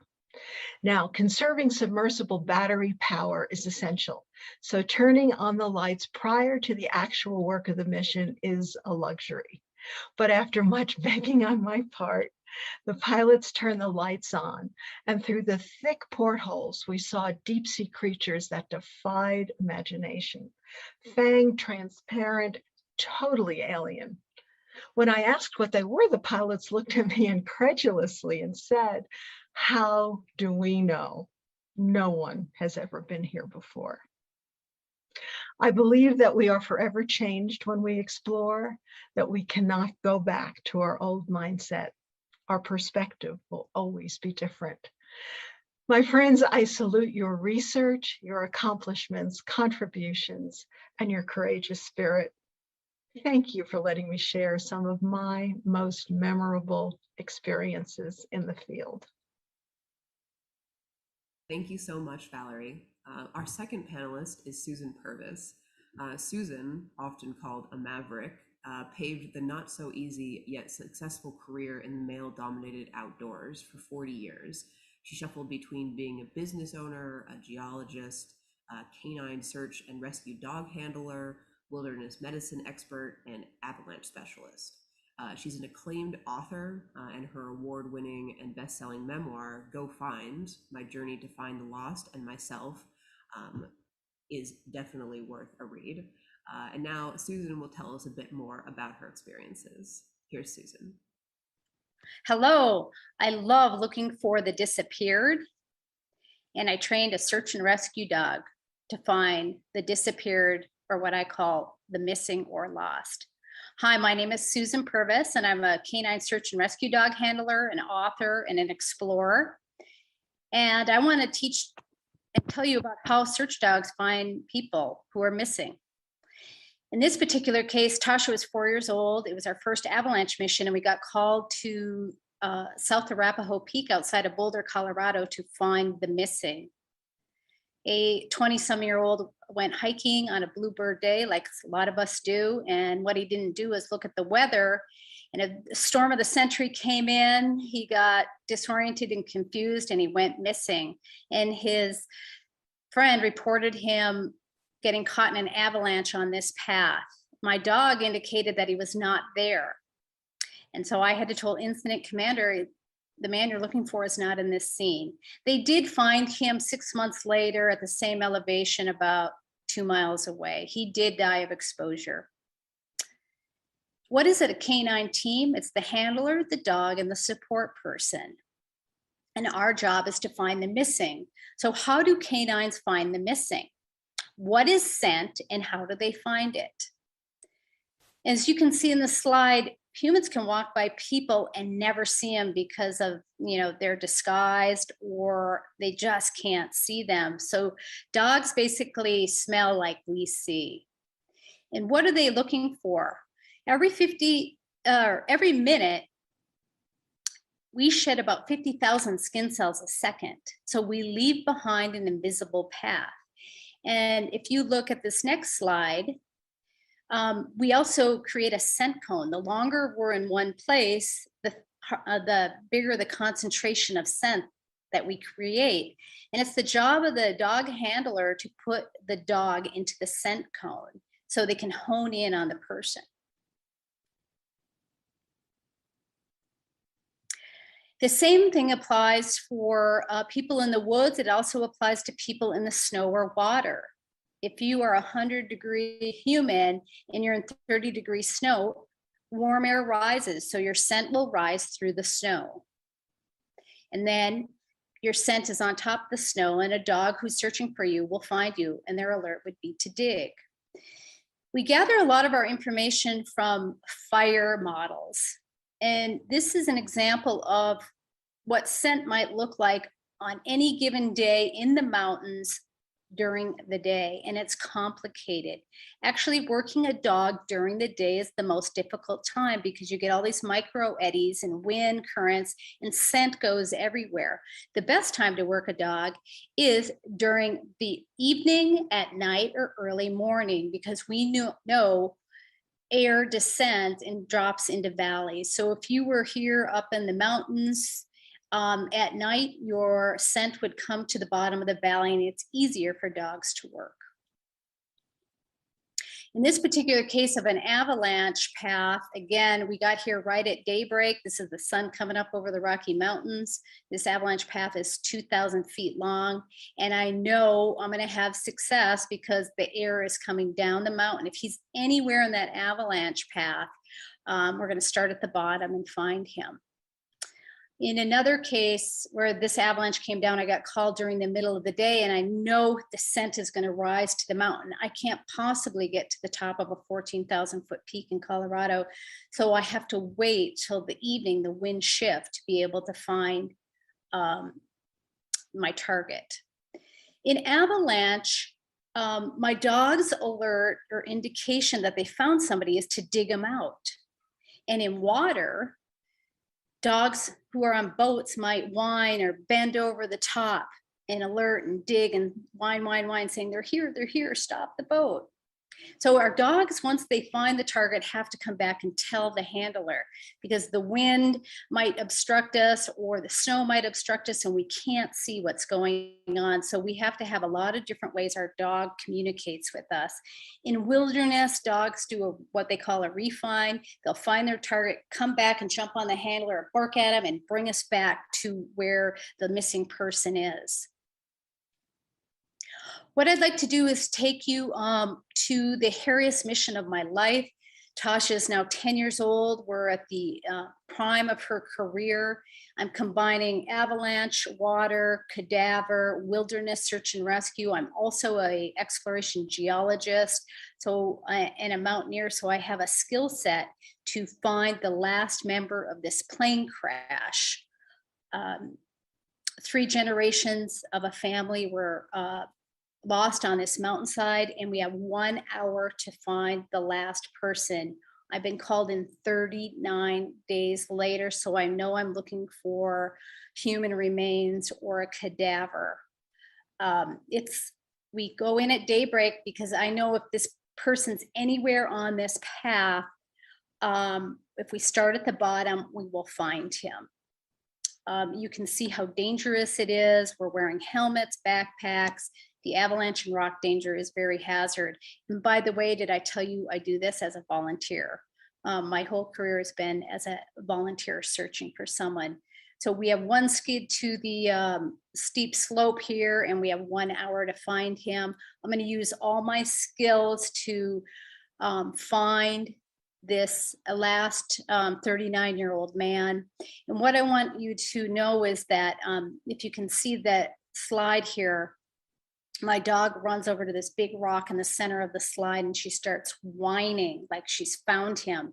And I get my probe pulled out and I start poking around in the snow, and I realize there's an underground river flowing beneath us. There's 2 feet of snow, and all this snow melt from the Rocky Mountains is melting underneath us.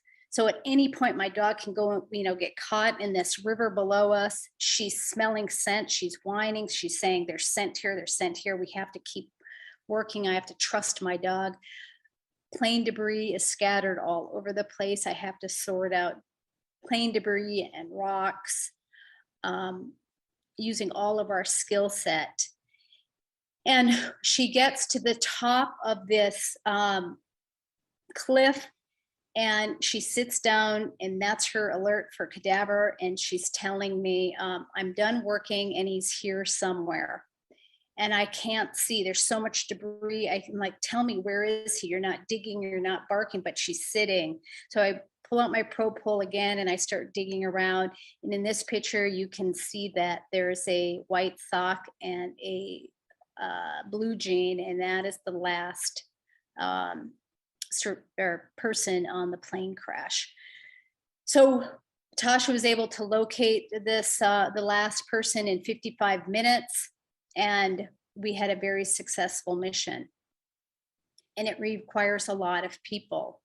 And I just wanted to end this talk with saying I had found my purpose and passion, and it's helping family members find their loved ones. It's an important tool of all the tools in finding the disappeared. It's a third science, it's a third skill, it's a third relational, having strong relationships either with your dog or your support team or the other search and rescue team members. I want to thank the Explorers Club, and I hope we engage in an exciting discussion about how canines find the disappeared. And as a result of my career, I wrote a memoir called Go Find, My Journey to Find the Lost Myself, if you want to learn more about how canines find the disappeared.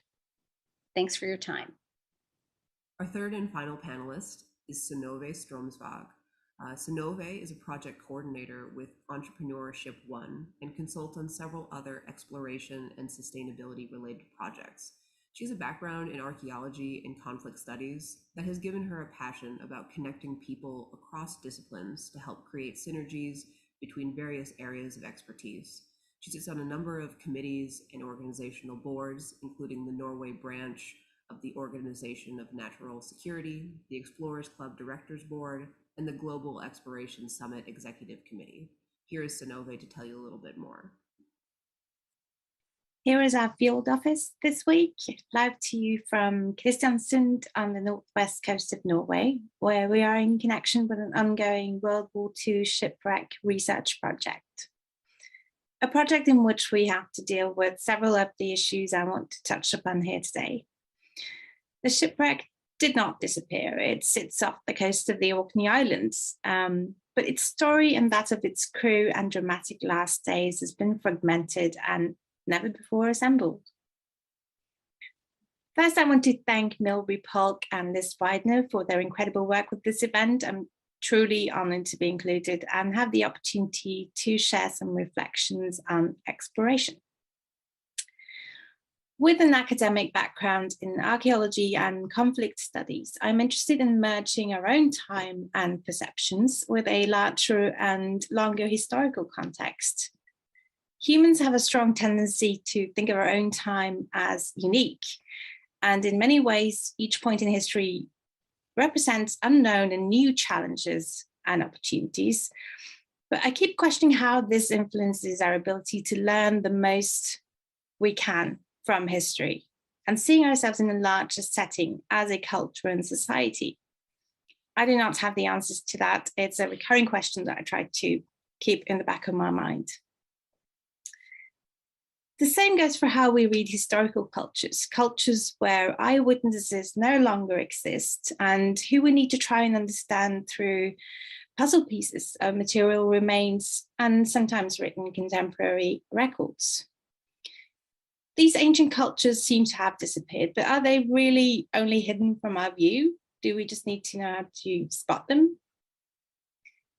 We bring a lot of cultural bias into our interpretation of the past, but rigid scientific methods and an awareness of our bias can help us limit its negative effects on our greater understanding of the past, which form some of the building blocks of our own societies.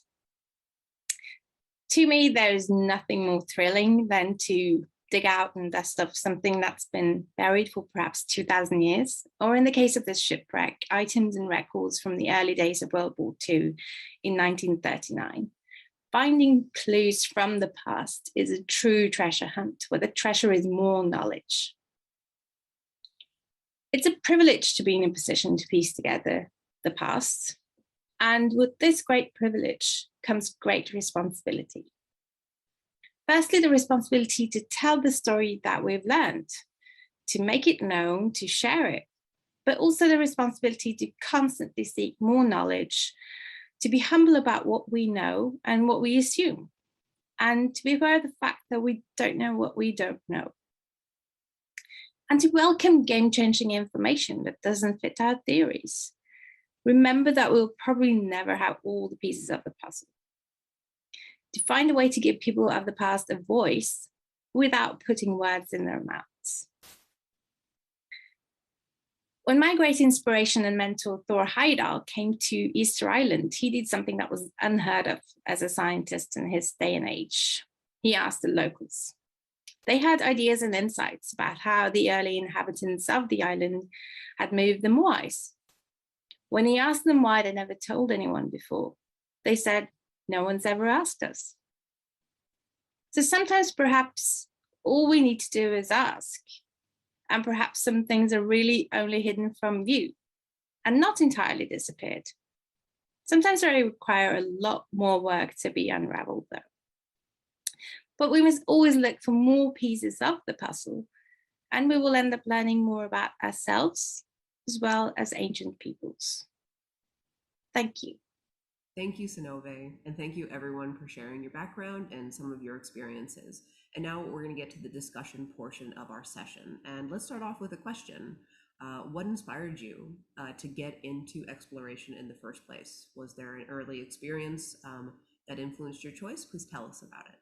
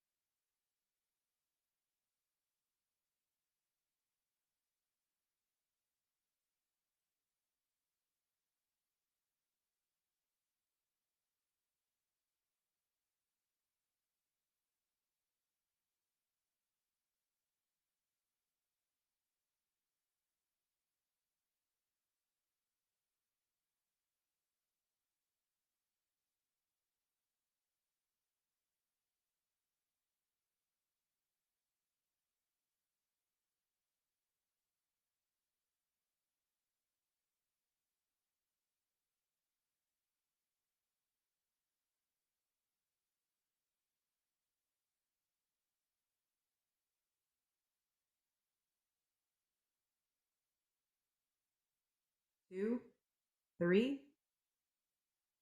Welcome everyone to the question and answer and discussion portion of our disappearances panel. I'm Elizabeth and I'm here with Susan, Synove, and Valerie. And as you heard from our introduction video, we're going to start off hearing from each of our panelists how they got their start in exploration. Going to tell us a little bit about an event or a person who inspired them. Before we start with that, I just wanted to remind the audience, you can ask us questions or suggest a topic of conversation for us, either through Facebook or YouTube. So please do write into us. We would love to answer your questions. And now I'm going to throw it over to Susan. Susan, can you tell us a little bit about your start in exploration, your inspiration early on? My big wilderness happened when I was growing up on the shores of Lake Superior in northern Michigan in the 60s. And the lake became my teacher. And I always wanted a career in the outdoors, but my choices, I felt back in the day, were secretary, school teacher, a nurse. And I knew I didn't want to do that. Actually, I didn't want the life my mother had. Was a stay-at-home mother raising children. And so I didn't really have any role models growing up. And canoeing and backpacking and eventually going on a trip into the Rocky Mountains in Montana when I was 15 years old with my friend's family gave me some skills to grow up, become independent, and find my way. And I went on to receive a degree in geology at the University of Montana. And then I started a career in gold exploration, which kept me in the field. And I was one of, a handful of women back in the 80s working in the field as a geologist. Wow. That's such a fantastic story. I really appreciate your perspective. I think I have had so many women that I've seen who have been an inspiration to me, and that was a really big part of how I got into exploration was sort of venerating those women, and I can't imagine what it could have been like to sort of not have that type of ideal to sort of want to be, to have to sort of push yourself to say, this is what I want. So I really appreciate that, Susan. Valerie, maybe you could tell us a little bit about how you got into exploration. Do you have a similar experience to Susan, or did you have somebody who, inspired you? Tell us about it. Well, my path into exploration was maybe a bit different than some others. I was actually, when I was brought up, I was very much afraid of water.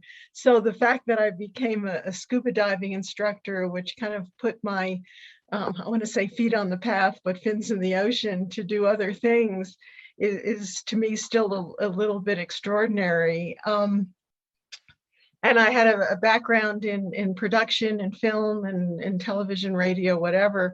And so somehow at the conjunction of doing all those behind the scene things and being the person who puts things together, was married with a love of the ocean. And then worlds opened up. It was the first time I went out in the ocean and went, oh my gosh, there's so much out here. And then of course, having the privilege of working on projects that were ocean-based was extraordinary. And but I guess starting out, learning to first of all dive, and then becoming an instructor, which opened so many doors, and having so many wonderful mentors who I'd like to give a shout out to at some point. It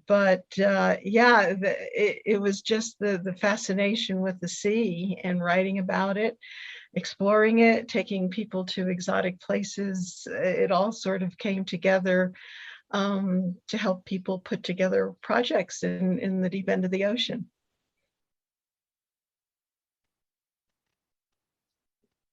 The love of the ocean definitely inspired me as well, Valerie. I think just the call of the sea in general, which sort of led me on a winding path. And I definitely want to return to the topic of mentors. I'd really love to be able to give a shout out to my own mentors. But first, maybe Synove can tell us a little bit about her start, and then we'll return to that topic. Yes, thank you. I think every explorer and club member I know have a notion of a time, an event, a person, something which they define as a turning point or a sort of a guiding star. I mean, that's my experience from meeting people at the club and gaining friends there. And it's kind of like there's this one moment in time when we become unstoppable, I guess, when there's something that defines our ambition. And for me, I think, according to family members, I was too young to remember this, but at the age of 4, I sat on my grandfather's lap and he read the Kon-Tiki expedition out loud to me. I have no memory of this, but I do remember that he was a great admirer of Thor Heyerdahl, and that it was through him that I first became aware of those expeditions. And at the age of 11 or 10, I decided I wanted to be an archaeologist. Some people around me felt that this seemed like more than a potential hobby, fun, but nevertheless not viable as something more than a hobby. And something that was certain to grow out of. There was pretty certain that I would grow out of it. And but I also had key people around me that were very supportive and made sure that I got access to research and sources and books and films that could keep inspiring me. One of those key people was Thor Heyerdahl himself, who I got to know personally. He would write me postcards from archaeological sites around the world. He wrote me letters to congratulate me on being accepted into archaeology studies at the Institute of Archaeology at UCL in London, which was top of my wish list for archaeology. And then to congratulate me on my graduation. And those things really meant a lot to me. He was also my way into the Explorers Club. His crew member, Norman Baker, the navigator on all 3 of his reed boat expeditions, was one of my sponsors to the club. And I later had the privilege of sharing the stories and the philosophies of Thor Heyerdahl and his fellow crew members, working at the Kon-Tiki Museum in Oslo. And what I love the most about telling those stories is making them relevant to people today, so they can bring some of that unstoppable mindset into their own lives. They may not want to cross the ocean on something that doesn't seem to even be able to cross the ocean, but there might be something still there for other people to use in their own lives. I think we've all seen the famous photo of Thor Heyerdahl by the glow at the Explorers Club. What you can't see in that photo is something that was told to me years later by a former club archivist, and that was that Thor Heyerdahl was often used as the example of the ultimate Explorers Club member. He became a member before he carried out his most famous expeditions, and so he made use of the Explorers Network to learn more about expedition planning, equipment, make contacts, and so on. And he also always gladly gave back to the club and shared his insights through talks at the club, exchanges with fellow explorers and such. And I think where I want to go with telling you all this is, let's all try to be that kind of member and that kind of explorer who gains from the network but also gives back. And also, I think to everyone in the club, be aware of your power to inspire and to make others unstoppable. And sometimes you won't know it, but sometimes there are little things you could do for others that make a huge difference in their paths in life. Thank you. Yeah, wow, Synnøve, so well spoken. I completely agree. The power of a mentor, both in their ability to lift one into a field and open doors in a field, but also having a mentor who is someone who, sort of embodies this sort of unstoppable energy or just excitement about what they do. I would just say personally, one of my advisors, Larry Mayer, he's just this person who has been in the field for a long time. He's an Explorers Club member, and he's the most excited person to go to see. He's always the most excited person to be there. He works so hard and is just really inspiring. And Valerie or Susan, or of course both of you, I wonder if you've had mentors, people you've known directly, or even just sort of historical, sort of inspirational mentors you could tell us about, a little bit about how they have influenced you or changed the way that you explore or you do research. Well, I'll go ahead. There have been a couple of people that, as I mentioned, learning to dive did not come easily to me at first. And there's a couple of people who were extraordinarily patient, and one is a gentleman named Doug McNeese who was instrumental in like saying, yeah, you can do this. And of course, little did I know as I was learning how to clear my mask in the shallow end of the swimming pool, where it would all lead to. And then someone who was extraordinary in helping me and always enthusiastic was the late Ralph White, who was also a member of the Explorers Club and quite honored by the club. And had the pleasure of sharing many expeditions and working with him on Cameron's film, on many projects. And his enthusiasm, his knowledge, his mentorship, and for everyone. And I always remember when someone would ask, a question or need something, Ralph was there and he would follow through and he would hook that person up with somebody else. And I think the most wonderful thing that maybe we can do as explorers is to do the same thing, is that even if we perhaps don't have the answer for somebody who's looking for it, but we might know the person who does, to hook those people up and to keep passing it on, and then they will pass it on. And I think that's one of the privileges that we have belonging to the Explorers Club in exploration, is that we don't know where that ripple is going to go when we put it out there.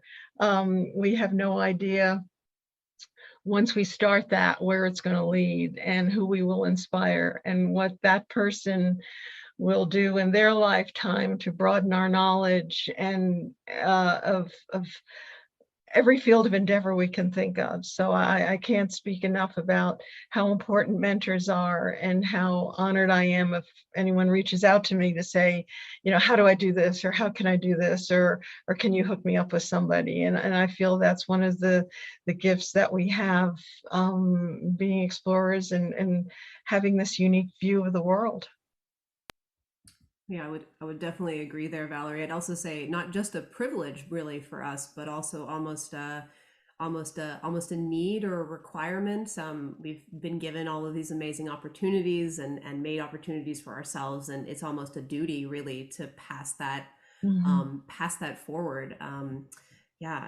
Susan, do you have anything to add on the subject of mentors? You yourself, obviously a mentor to many, I feel. Perhaps you have a different perspective.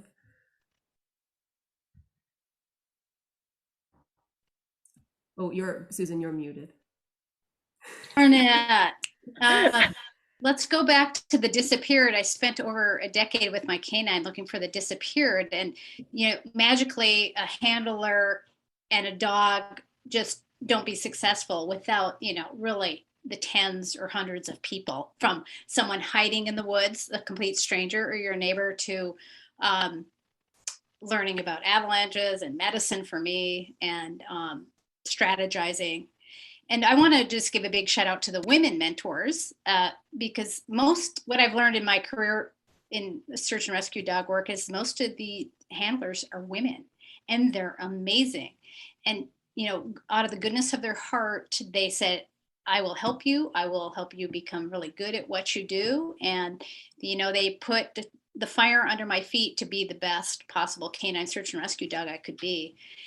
So, it takes a village to be good at anything. And, the mentors are important. So I spend most of my day being a mentor for, avalanche rescue or wilderness medicine, or writing. Yeah, Susan, I wonder if you could talk a little bit more, maybe not only about mentorship, but also some of the people who, are part of your work, you know, sort of those people who we work with, who we support, who support us, sort of, you said it takes a village to do the work. I think all exploration takes, you know, so many countless people. I know when you go offshore, you know, obviously you have a whole science party, but you also have multiple cooks, you have those people who are keeping the ship, you know, the oilers and the mechanics, and, you know, normally the crew of a ship is equivalent in number to the number of scientists who go offshore, if not more. There's so many people whose entire job it is to support exploration, which, you know, it just wouldn't happen without them. And I wonder if that's the case for sort of the avalanche and, you know, search and rescue, if you could talk a little bit about that.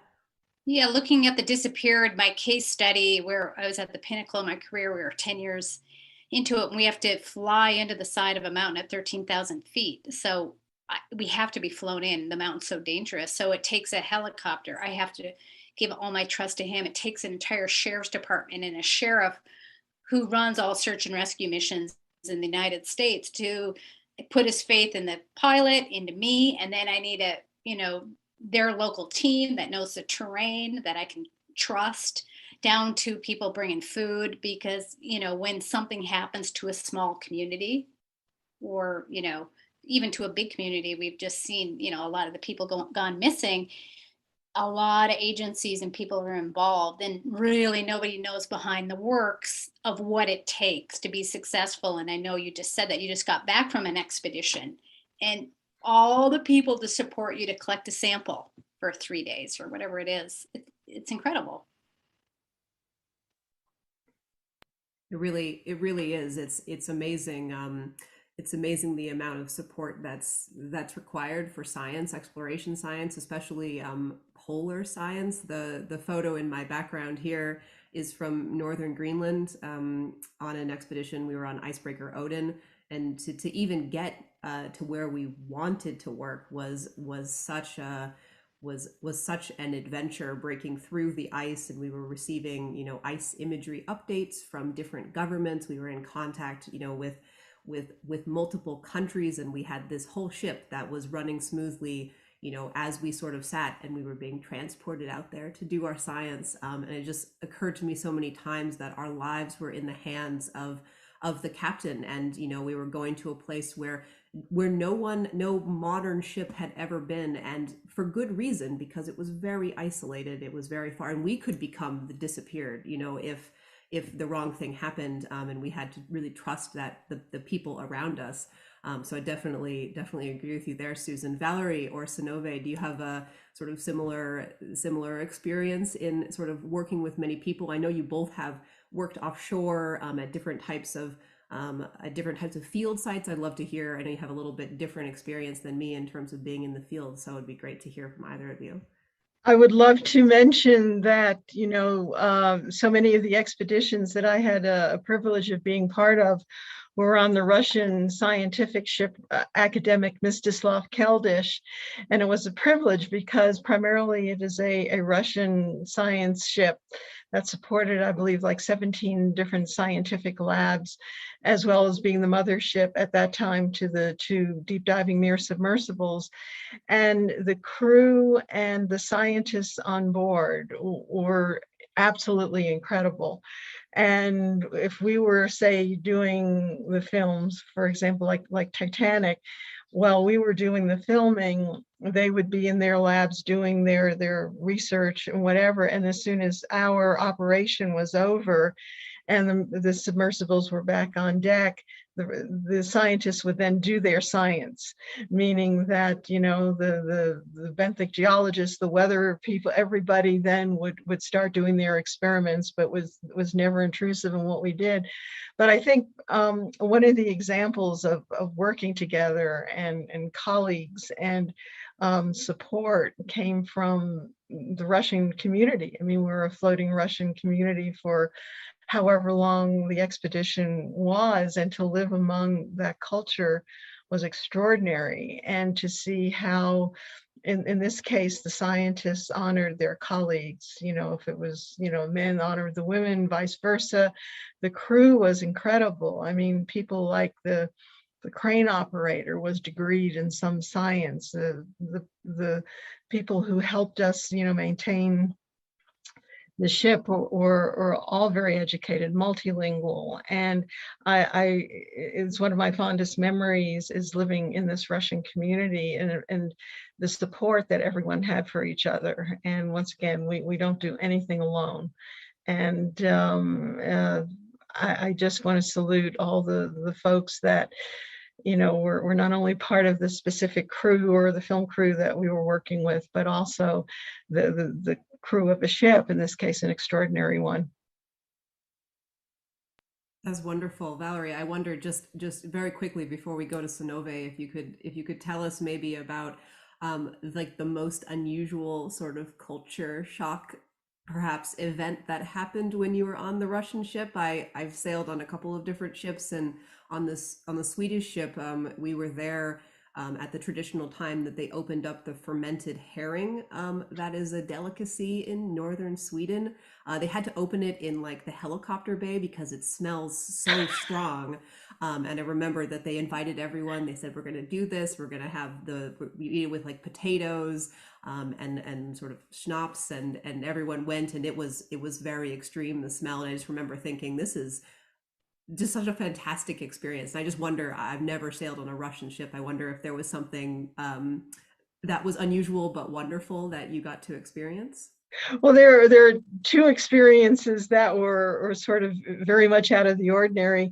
One was a Women's Day, International Women's Day, and we were on an expedition, and because we were out at sea, but the Russians had so prepared for the occasion, and on that day, all the men, including the captain of the ship, served all the women, and because we couldn't get real flowers, they had thought ahead and made these beautiful 8x10 photographs of bouquets of flowers and handed it to all of us, in lieu of, and all the women dressed up, and it was a special occasion. The other one, which was quite extraordinary, I crossed, as well as a lot of other people who were new to this expedition on the Russian ship. We crossed the equator, and the Russians had planned an extraordinary equator crossing for all of us. And it was, and they had planned it back when they were, in Russia, with the costumes, with everything going. And it was quite a memorable day. And it was just an honor to be part of, their culture and see how well they had planned and put everything together. Because, even if you're out in the field, sometimes it's great to celebrate a special occasion like Women's Day or an equator crossing. That must be a cross-cultural event. We definitely celebrate the crossing the polar circle. I've done that on several ships before. So that's fantastic. Synove, can you tell us a little bit about, those people that you work with when you go out on your archaeological expeditions? Absolutely. One thing about archaeology, and especially archaeology a long time ago, is that all the people who were directly related to that story are long gone. But that still means that it's relevant to the people who are there today. And I think that many expeditions who prepare well, who have an outreach program, who have all those things, still not always takes into consideration the importance of these expeditions. We come in, we do our thing, and we go out. And the things that we can learn from the people who are there, and what it means, what the knowledge that we gain from those expeditions and that field work actually means for the people who live there. My first sort of entry into archaeology is pre-Columbian Peruvian archaeology. And many people have asked me, where did these great cultures of Peru 1,000, 2,000 years ago, where did they go? It's like, well, the people are still there. Just you look at them, they're still there. It's just that the cultures fluctuate. And we need to make sure that that knowledge that we gain from going there and going home and analyzing the finds are actually given back to the people who still live there. But in the last couple of years, I've done something which I haven't done before, which is work more with historical sources. And I mentioned in my introduction a shipwreck research project. And it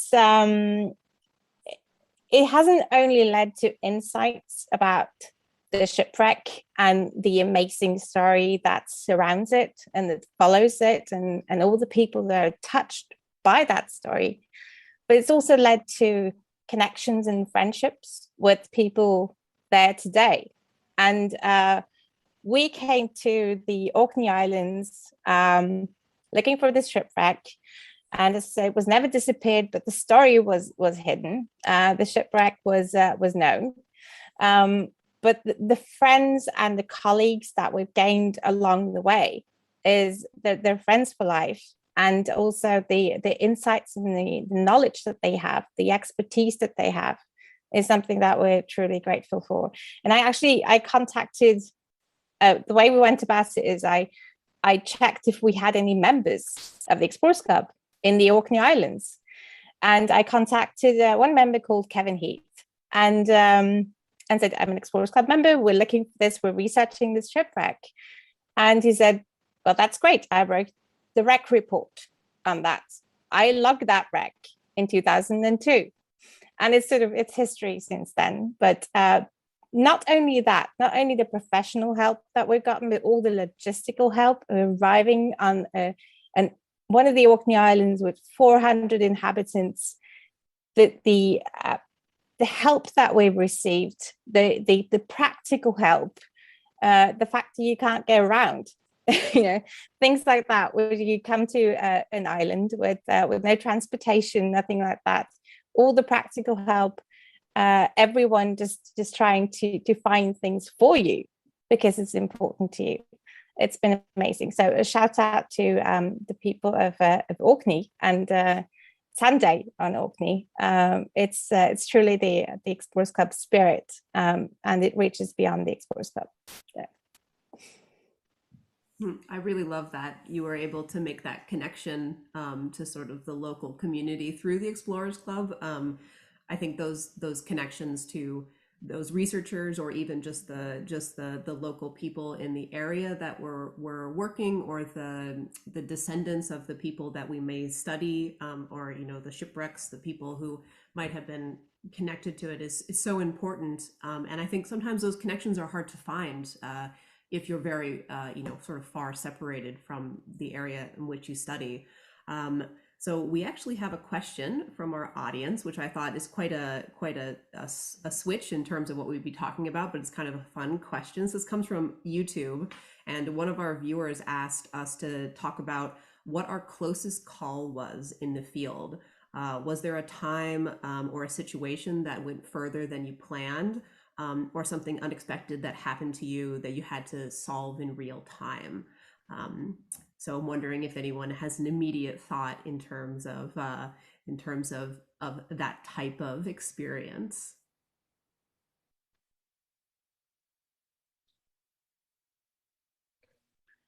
How about when the rescuers have to get rescued because they got lost?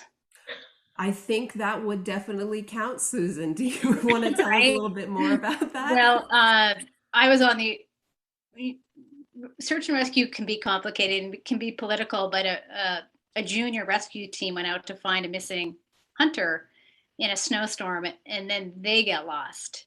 And so then we're the team that has to come in and find the rescue team, which required, helicopters from a National Guard, and, it was a big deal in all these different agencies. So it all goes back to, as far as exploration and expeditions, is, proper planning prevents piss poor performance, right? And so, the pre-work, no matter if it's a big expedition or it's a rescue, you have to have your ducks in a row. I like to say standard operating procedures. And so things, as we all know, can go, we're out there, like just listening to this panel of women, we're out there in the middle of nowhere, and things can turn south pretty fast. And, who's got your back? How are you going to get yourself out of the situation. So, I go through life thinking about all the anticipated problems. What could possibly go wrong? Yeah, I think the standard operating procedures, sort of knowing what sort of the worst possible situation might be and having a plan for that, that's always sort of key. I just would share my own experience. It certainly wasn't a time when I ever felt like I was in serious danger, but when I was in the Arctic, we were working in this very isolated fjord on an icebreaker. The fjord itself was very clear of ice, but the glacier at the end of the fjord, the landward end of the fjord, had this floating ice tongue. So there was ice, floating on the water, and it was calving. There were big pieces coming off, and the way the circulation worked in the fjord is those pieces would sort of slowly rotate in this counterclockwise direction. But there was so much sea ice at the mouth, like out into the ocean, that these very big icebergs couldn't escape from the fjord. And several of them were large enough that if they turned the right way, they might block our path out of the fjord. And so I remember speaking with the captain at one point in time, and he told me that basically the whole time we were working there, he couldn't sleep. He couldn't sleep because he was worried. They were always watching the ice images because he was worried that if that iceberg got into the right position, that we might be trapped. And it's, something like 30 meter thick of ice. There's, no icebreaker can break through that. And if that was the case, then we would be there until it moved, basically. So we were prepared in the sense that there was, multiple years worth of dried food and things, but no way really to escape. No helicopter could travel far enough to get us. We couldn't carry that much fuel. So I certainly, after speaking with him, felt that little feeling in my stomach for a while, just sort of worst case scenario. Anyways, Valerie or Synove, do you guys have any experiences? Maybe not, it doesn't have to be life-threatening experiences, but you could tell us about? Well, of course, as we all know, and anybody who does anything in exploration, Mother Nature is unpredictable. And sometimes you think you're totally prepared for what she's going to throw at you, but sometimes, it's just a bigger hit. During expeditions with the submersibles, of course, you never know when the submersibles are deployed. It could be flat calm in the ocean. It could be and then when the recovery takes place, the ocean can be a totally different place. So that always is, a very critical time. And I was always amazed at the incredible professionalism and the fact that everybody who has been diving in a Russian Mir submersible has lived to tell the tale is a credit to the technology and the skill of the Russians. But you can be out, say, in the North Atlantic, and hurricanes come along, and you just kind of go, I'm here. There's really not a whole lot that you can do. I mean, you're committed. You are on the ship, and you hope that the people who built the ship were as skilled as you would want them to be. But there's always moments when you go, hey, this could be it. And we once again, I thank all the team members who were so proficient at what they did, that we're all here to talk about our adventures. Yeah, Valerie, did you ever have an experience where the submersible was recovered in very poor seas? Did that happen when you were out? There are a couple of occasions when, of course, when you deploy, the ocean can be totally flat calm, and when you recover, the ocean is a totally different place, and it doesn't matter, you still recover as best you can. In this case, the ship would turn and try to block some of the wave sets, and there's cranes that are deployed. There are what are called the Russian cowboys, these incredibly brave, strong Russian sailors who are actually in little zodiacs that jump from the zodiac to the top of the submersible when it comes to the surface and attach a giant cable so that the crane can lift it back up on deck. And of course, if you think about that in heavy seas, it is an incredible dance, and it is an incredible testament to everyone's skill that the descents have equaled the ascents, and vice versa. Rather, the ascents have equaled the descents.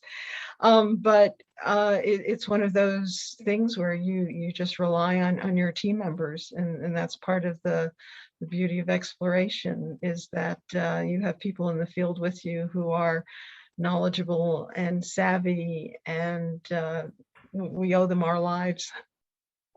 Yeah, that's fascinating. The term Russian cowboy, is that an Americanized term, or is there like a Russian translation for the same term as cowboy? I'm just wondering. That's a great question. I always heard them referred to as the cowboys, and these were the elite of the elite who would have to go into the ocean no matter what was, and literally jump from a zodiac to the top of the submersible to either unhook or the cable or attach it so that the sub could be recovered. And the safety history is really good. There have been some losses in the Russian crew, but considering the different circumstances that have presented themselves on so many different expeditions, this is a term of honor, the Russian cowboys. And definitely, and no, and I can see the parallels. we owe our lives to them. Yeah, no, of course. I and I can imagine. I've been to several rodeos, and I think about sort of the sort of traditional sort of cowboy at a rodeo, riding a bull or even just a horse, definitely sort of a similar motion even. So or submersible. Yeah, I guess that's that also that. So Nove, what about you? Do you have an experience to tell us about in terms of close call? I think in general, if you're in a situation, you just deal with the reality of it. You don't do the what if kind of thinking at that time. Maybe you do that afterwards, but at the time, it may feel less dramatic to be in the middle of it than to look at it from the outside. As Susan said, preparation is key, and I think in general for explorers. Explorers do very risky things, especially looking from the outside. But I mean, the serious explorers focus a lot of energy on minimizing that risk and doing those preparations. And when they go in there, it doesn't feel risky. It's a calculated situation. And I think for me, it's I don't usually go through the what if motions afterwards. So, but I think for me, it's mostly been in traveling in different areas, has been deteriorating political situations where the people, not the nature, has been sort of the uncertain term. But I don't feel like that's ever brought me into a sort of a life-threatening situation. But you call home and then someone else is watching the news and there's a state of emergency that you didn't even know about because you're in the middle of nowhere. It's things like that, but it doesn't feel as dramatic when you're right in the middle of it. But definitely preparation is key, and just having a plan B sometimes, and just knowing that if things don't go as according to plan, you have to make a plan B, at least then. No, definitely. That's actually a wonderful segue, because we got another question from our audience, sort of talking about almost like a plan B. Have you ever found something or discovered something while looking for something else? Which I think is in my experience, the way it always happens. But maybe I'll let someone else answer first, if something jumps to mind, or I can tell my story. I've got a quick one. Actually, I was looking for my dog because I had a naughty little dog. She had a mind of her own, my search and rescue dog. And when I was out looking for her, she had found a 357 Magnum in a leather case, and she brought it to me. She's also brought me like brand new sunglasses and a wad of money. So sometimes you just never know what you're going to find. I love that. I feel like perhaps is a 357 Magnum a very large gun? I don't know my guns very well. Yeah, it's a handgun. You know, it was in a leather case, so she could just really bite into it. And she's like, "Hey, look what I brought you. I'm such a good dog." That's amazing. I did bring it into the police department, and they found an owner. Well, I'm sure that owner was very happy to receive their gun back, no doubt, especially if it's in a leather case. It sounds like probably it was a prized possession indeed. So Novera, Valerie, do you have a story about finding something you maybe weren't expecting to find when you were looking for something else? Well, I think one of the greatest expressions that someone on the Russian ship came up with, especially when you're looking for something like when we were looking for this World War II submarine that went off the coast of Africa. And, you know, of course, you search and you don't find anything, but there was always this positive attitude. It's like, well, we know where it is not. And I always thought that was a wonderful way to say, well, we've successfully eliminated this portion of the ocean floor. You know, I think, you know, sometimes, you know, when the subs were looking for things, you'd identify something on the ocean floor that you didn't really know you didn't really know what it was, but you keep to the mission. You know, you sort of don't keep looking at that. But as everybody knows, there's so much down there, you know. I mean, there's so much that is unexplored that, wow. I mean, there's the ocean floor is littered with shipwrecks, and it's just been the technology that hasn't been in abundance to go look for those things.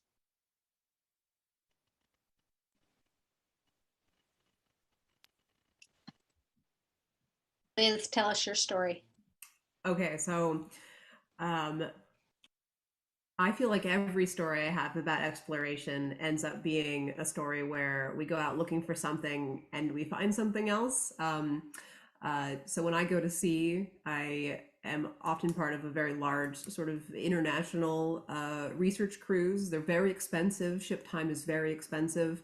And so you always have a plan B. Always have a plan B, you have a plan C, you have a whole cruise plan just in case, first off, you can't get where you're trying to get because there's too much ice. And then if you don't find what you're looking for, because often these are regions where we can make guesses about what might be there. And then also I do a lot of sort of exploration science in the sense that I go to a place, I've been to a place, you know, where there isn't a lot of information, and we're looking to say, map out the seafloor in a place where there is no map, right? There has not been any data collected. And once we get there, often you have to be very flexible because you make your map, and as you're making it, you discover something totally new that you never expected. So for example, when I was in Greenland, we were in this fjord that had never had any modern mapping data in it ever, no lead lines, no nothing. And we had the opportunity to get out onto the small boats and go out and study some of the outlet glaciers, the smaller glaciers in the fjord. And we hadn't even really planned to do that, but fortunately we had some equipment that we sort of could throw together, and we brought it out there, and we were able to collect an amazing data set, which I never would have expected to happen ever. But you know, just the ability to be flexible, the crew, the support crew, it's always about, you know, who is there supporting you, and their ability to sort of get everything put together to manufacture what we needed to get our equipment out there, just allowed us to collect some amazing data that, you know, we didn't expect or plan for, but we were able to do because of their hard work and sort of ingenuity, I think. Yeah. Synnöve, do you have a story Yeah. about finding something? Well, I mean, it's once you get to an archaeological excavation, something like that, you kind of know what to expect. That's how you got that far in a sense. But just very briefly on something that perhaps wasn't unexpected, but still, I mean, you find things that make a bigger impression on you than others. You know, I did my thesis on the Mocha site on the north coast of Peru, and it's a site that was active. It was inhabited between 550 AD. Huge civilization, and left lots of material remains, no written remains. And we excavated the urban zone, and there's a huge temple platform on each side. There's really massive structures, and on this plateau where the urban site was, there's pottery everywhere. You get spoiled. There's pottery. There's 1,500-year-old, 2,000-year-old pottery everywhere you walk. Unless it's really special and diagnostic, you don't really even pick it up. It has no archaeological value as long as you don't find it in context, and it's really special. It's still special when you go there because it feels it's overwhelming. But one of the things that I found then, and then the thing I was doing the subject I was doing my thesis on, was the implications of elite trade in exotic materials. Not just what that meant for the culture as such, but what it meant for the hierarchy of the culture, isn't like keeping exotic materials away from certain portions of the population, and how that sort of helped establish a hierarchy, what it meant for power, and also what it meant for retaining contact far, far away. It's like the structures, the infrastructure that must have been in place in order to get hold of those materials. But one of the things I was very fortunate to find, and it happened to be me who found it, was the skeleton of a 2-year-old child. And I got to excavate the entire skeleton. It wasn't with the help of some experts at the time, because that was not my area of expertise, although I had some experience with it. But to find that skeleton clearly buried in the middle of an urban zone where there was nothing similar anywhere around, and it's buried in a sort of a fetal position, sort of tucked together, with a pot over its head, and that's to protect it, and with a copper bead in its mouth, and that's sort of to have a sort of a payment to the other world. And that sort of gives you a connection to those people 1,700 years ago. They cared for their dead, they buried them, and it's sort of what that means for the respect of that child, the very young child who died, and it was buried in a very strange place in the middle of the urban settlement. But still, that connection that you get to the culture, rather than just finding, pottery and walls and things like that, which are also fascinating. That made a huge impression on me as a student of archaeology back then. And I also felt very privileged to be able to complete the excavation of that skeleton. And it gives you sort of a new respect for what you find, because it is actually the culture and the remnants of living people a long time ago. So it's more about the finding the not so much finding the unexpected, but maybe how it makes an impression on you. Yeah, I love that, Synnöve. I love the idea of going to a place with the intent of studying it, and then having this experience where you find a connection maybe you didn't expect to have, and it sort of then meant something more to you. When we were in Greenland on the cruise, there was an archaeological team, because there were some ancient peoples who had, not so ancient, but ancient peoples who had lived in northern Greenland, and they actually discovered, the archaeological team picked up a scraper, like a hide scraper. Accidentally, they had picked up its pieces and they brought it back to the ship, and they were going through everything that they had collected and their photos, and they realized that it fit together into this scraper that had been broken, probably had been dropped. And I remember holding it and thinking, somebody held this. Somebody, I'm probably only like the third or fourth person, after the archaeology team, who had held this scraper, and an ancient person, who probably wasn't too much unlike myself, like was holding this. And it was the first time, because I'm not a student of archaeology, I really felt this strong connection to the land, the landscape. It was an amazing feeling. So I completely understand that feeling that you had, or a similar feeling. Valerie or Susan, I know you have both worked, Valerie, you've worked with, shipwrecks, and Susan, and you've worked with maybe more modern, sort of searching for people. Have you ever had that sort of kind of connection that maybe you didn't expect to have when you were doing your work? I think particularly to be able to touch something was when we were salvaging the remains of a Spanish galleon in the Bahamas, and had a very similar experience of finding what is called pieces of eight, the fragmented silver coins, and picking them up from the bottom and holding them, and realizing that I was the first person to hold them since the ship went down in 1656. And it was, I really don't know how to describe it. And I think you feel the same way. It's like there's such an awe, and there's such a reverence, and there's such a respect that the last person who held these either perished on that ship, for example, or loaded the ship and never went to sea. And that, here you are in this century, in this time, and this same piece of coin is in your hands.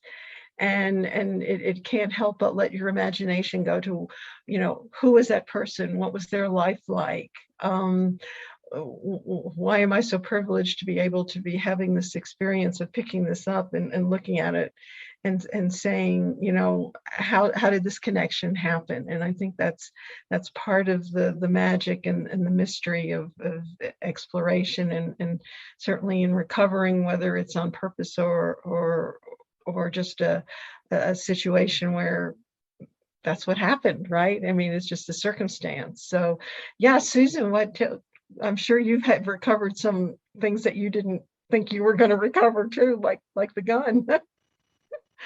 Well, I'll just say, when I was 33 and I was a gold exploration geologist in the Dominican Republic, something was missing in my life. And I had to go live a life of purpose and passion. I didn't care about looking for gold.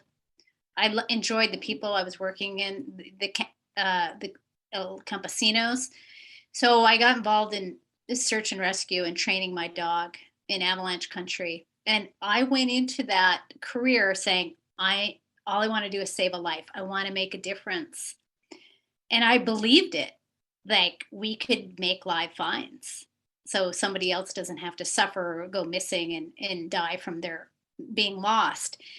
What I learned, and later in my career, and nobody ever told me that, is dog teams don't really find live people for the most part. What do? We find the deceased. And so I had to reevaluate, well, what is it that I'm doing? Like, I felt like I was kind of tricked. And then I realized there is a higher purpose, and it's really helping family find their loved ones. And that was even almost a higher calling. And so to go back to your question, it's like, why do we do it? What does it mean to us? To do a full circle, when I was living in Crested Butte, Colorado, the first avalanche mission I got called to was to find 4 college students that were disappeared in an avalanche on the Continental Divide near where I was living. Well, it turned out one of the victims was from my hometown in northern Michigan. And so the outcome was not good. 3 of the 4 college students were killed. And the mother had called me 2 weeks after that avalanche because she knew my sister, and she called me and she said, why is it they couldn't save my son? And, it's like, ugh, what do you say? I wasn't prepared. Well, last year, it was the 20th anniversary of their son's death, and I was home on book tour, and I met with the parents, the first time I'd met them. And they, it was just beautiful. It was like we started a scholarship in my son's name. Every year we give a senior a scholarship. We go out there, we're celebrating his life, and they go, we know these 20 people who've been recipients of my son's scholarship, and they've been, they started this new life with people like his son. And it was like this full circle moment of, wow, I would maybe have never gotten that feedback, but I got to go visit the family who did lose someone in an avalanche. And I went, oh, like, this is what it's all about. So that was just my little share there. No, I love that, Susan. I think the idea of bringing closure to families who have suffered. I mean, I think that's a hugely important role. And I can understand how, as a young person, you might have been like, oh, it wasn't what I expected, but I'm glad that you were able to sort of get that perspective and realize how important that would be. I can't imagine being someone who lost somebody and didn't know. I think the not knowing would be, I don't know if it would be harder, but it would be, I think, unbearable in its own way.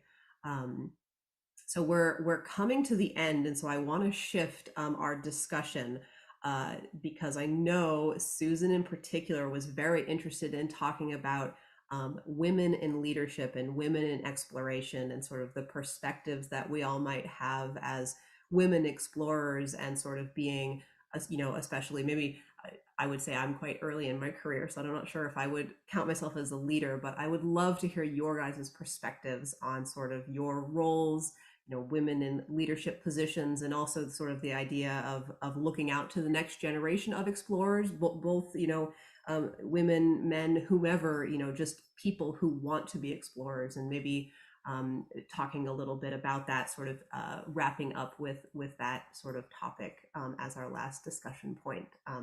Susan, do you maybe want to start? It's okay if you don't want to. No, it's okay. I think, I remember even in my career as a canine handler, I was the person they'd call because I got the job done. And I'm 5'4". I was probably 110 pounds, and I had this little fat black lab. And so I would show up, I would either get flown to sites or show up somehow. And they're expecting this probably 6'7" dude with a 150-pound German Shepherd to get her done. And I'm like, then I would be like, ugh. I'd kind of shrink. And then I'm like, hey, wait a minute. I'm pretty badass. Like, I'm good at what I do and I can get it done. And so it's those moments where we can't shrink. We are trained. We're good at what we do. And I just encourage women that, stand in it, own it. You got this, and call me if you need some help. I love that, Susan. And, bring it back to mentorship, right? To be a mentor, and not only be a mentor to sort of help people find their place, but also to be a mentor with sort of your spirit and your attitude about, like, just you're well trained. You've got the skills, don't worry about what other people say. Just get it done, show them through action that, a 5'4", 120 pound with your black lab can just do the same job that anybody else can because you have the skills. So, I mean, I love that. I think that that's the right attitude to have. Try to push that attitude out in front of myself. And even if I don't always feel that way, I just pretend like I do. And that's like 50% of it at least. Sinove or Valerie, do you guys have a sort of thought about women in leadership, or thinking about the next generation? Well, I think, men and women both bring unique gifts to whatever field of endeavor. And I think certainly in exploration, women have a huge role. Just to me, it seemed like on a lot of the expeditions that women seem to be a bit more collaborative. I mean, women aren't as interested in who did what as that gets the job done. And I apologize if I, step on anybody's feelings, but I think women, are the women I've worked with are very collaborative in the field of exploration, in the field of filmmaking. And maybe it's not so much about ego as about just let's get this done, whatever it is. And so I think women have a huge role, and I think women, just like men, I mean, we understand the value of mentorship. We understand the value of becoming an example. And if somebody reaches out to us, to be willing to take some time and to just, like, once again, that ripple effect that, a rising tide lifts all boats, and we should do that just because of who we are. And I think perhaps maybe it comes a bit more naturally, and we don't, and I hope that, women who want to do something in the field of exploration will not, think that there's, if there are boundaries or there are barriers, they can be overcome by who you are and how you present yourself and what you do. And you just take ownership of the role that you are performing and just go for it. And I thank you, Susan, for those words. I mean, that's a great visual of you being, this petite, 5'4" with your small dog going out there and getting the job done. It's incredible. Yeah, definitely. I definitely agree. Synove, do you have any thoughts to sort of to bring us across the finish line here?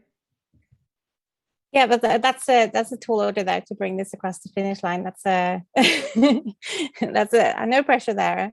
I just think that no matter what gender, and also I think age is something that we talk about a lot in the Explorers Club. There's lots of opportunities for young explorers.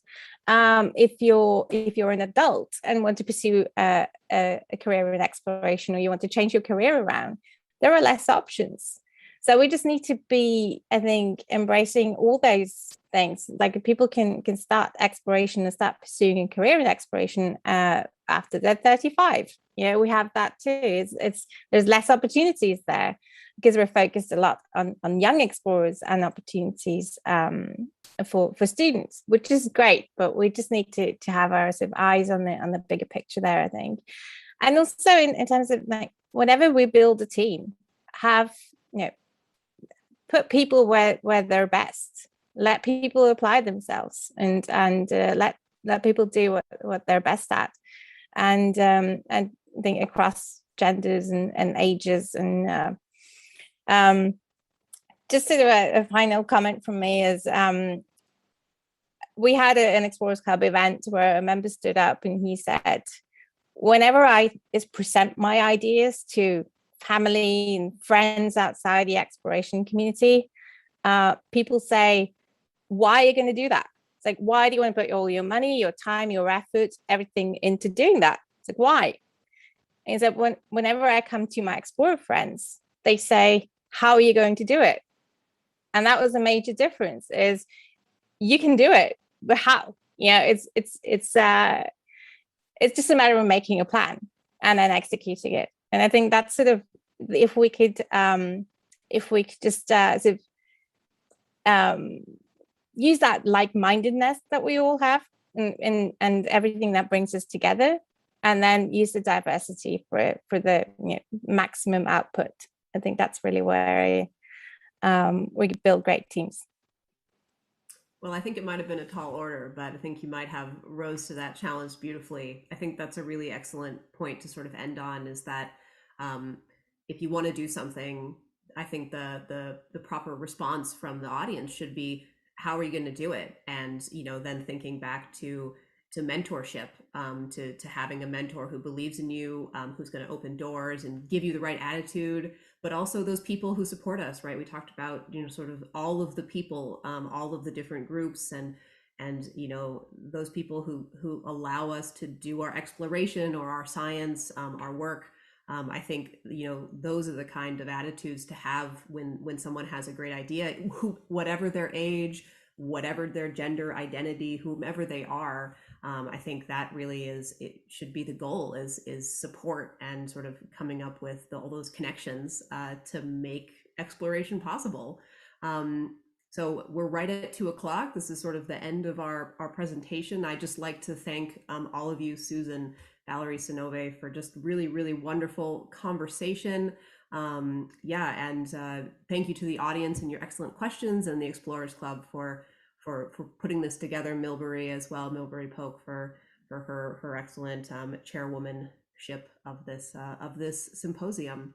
Thank you, everyone. I think we'll end it there.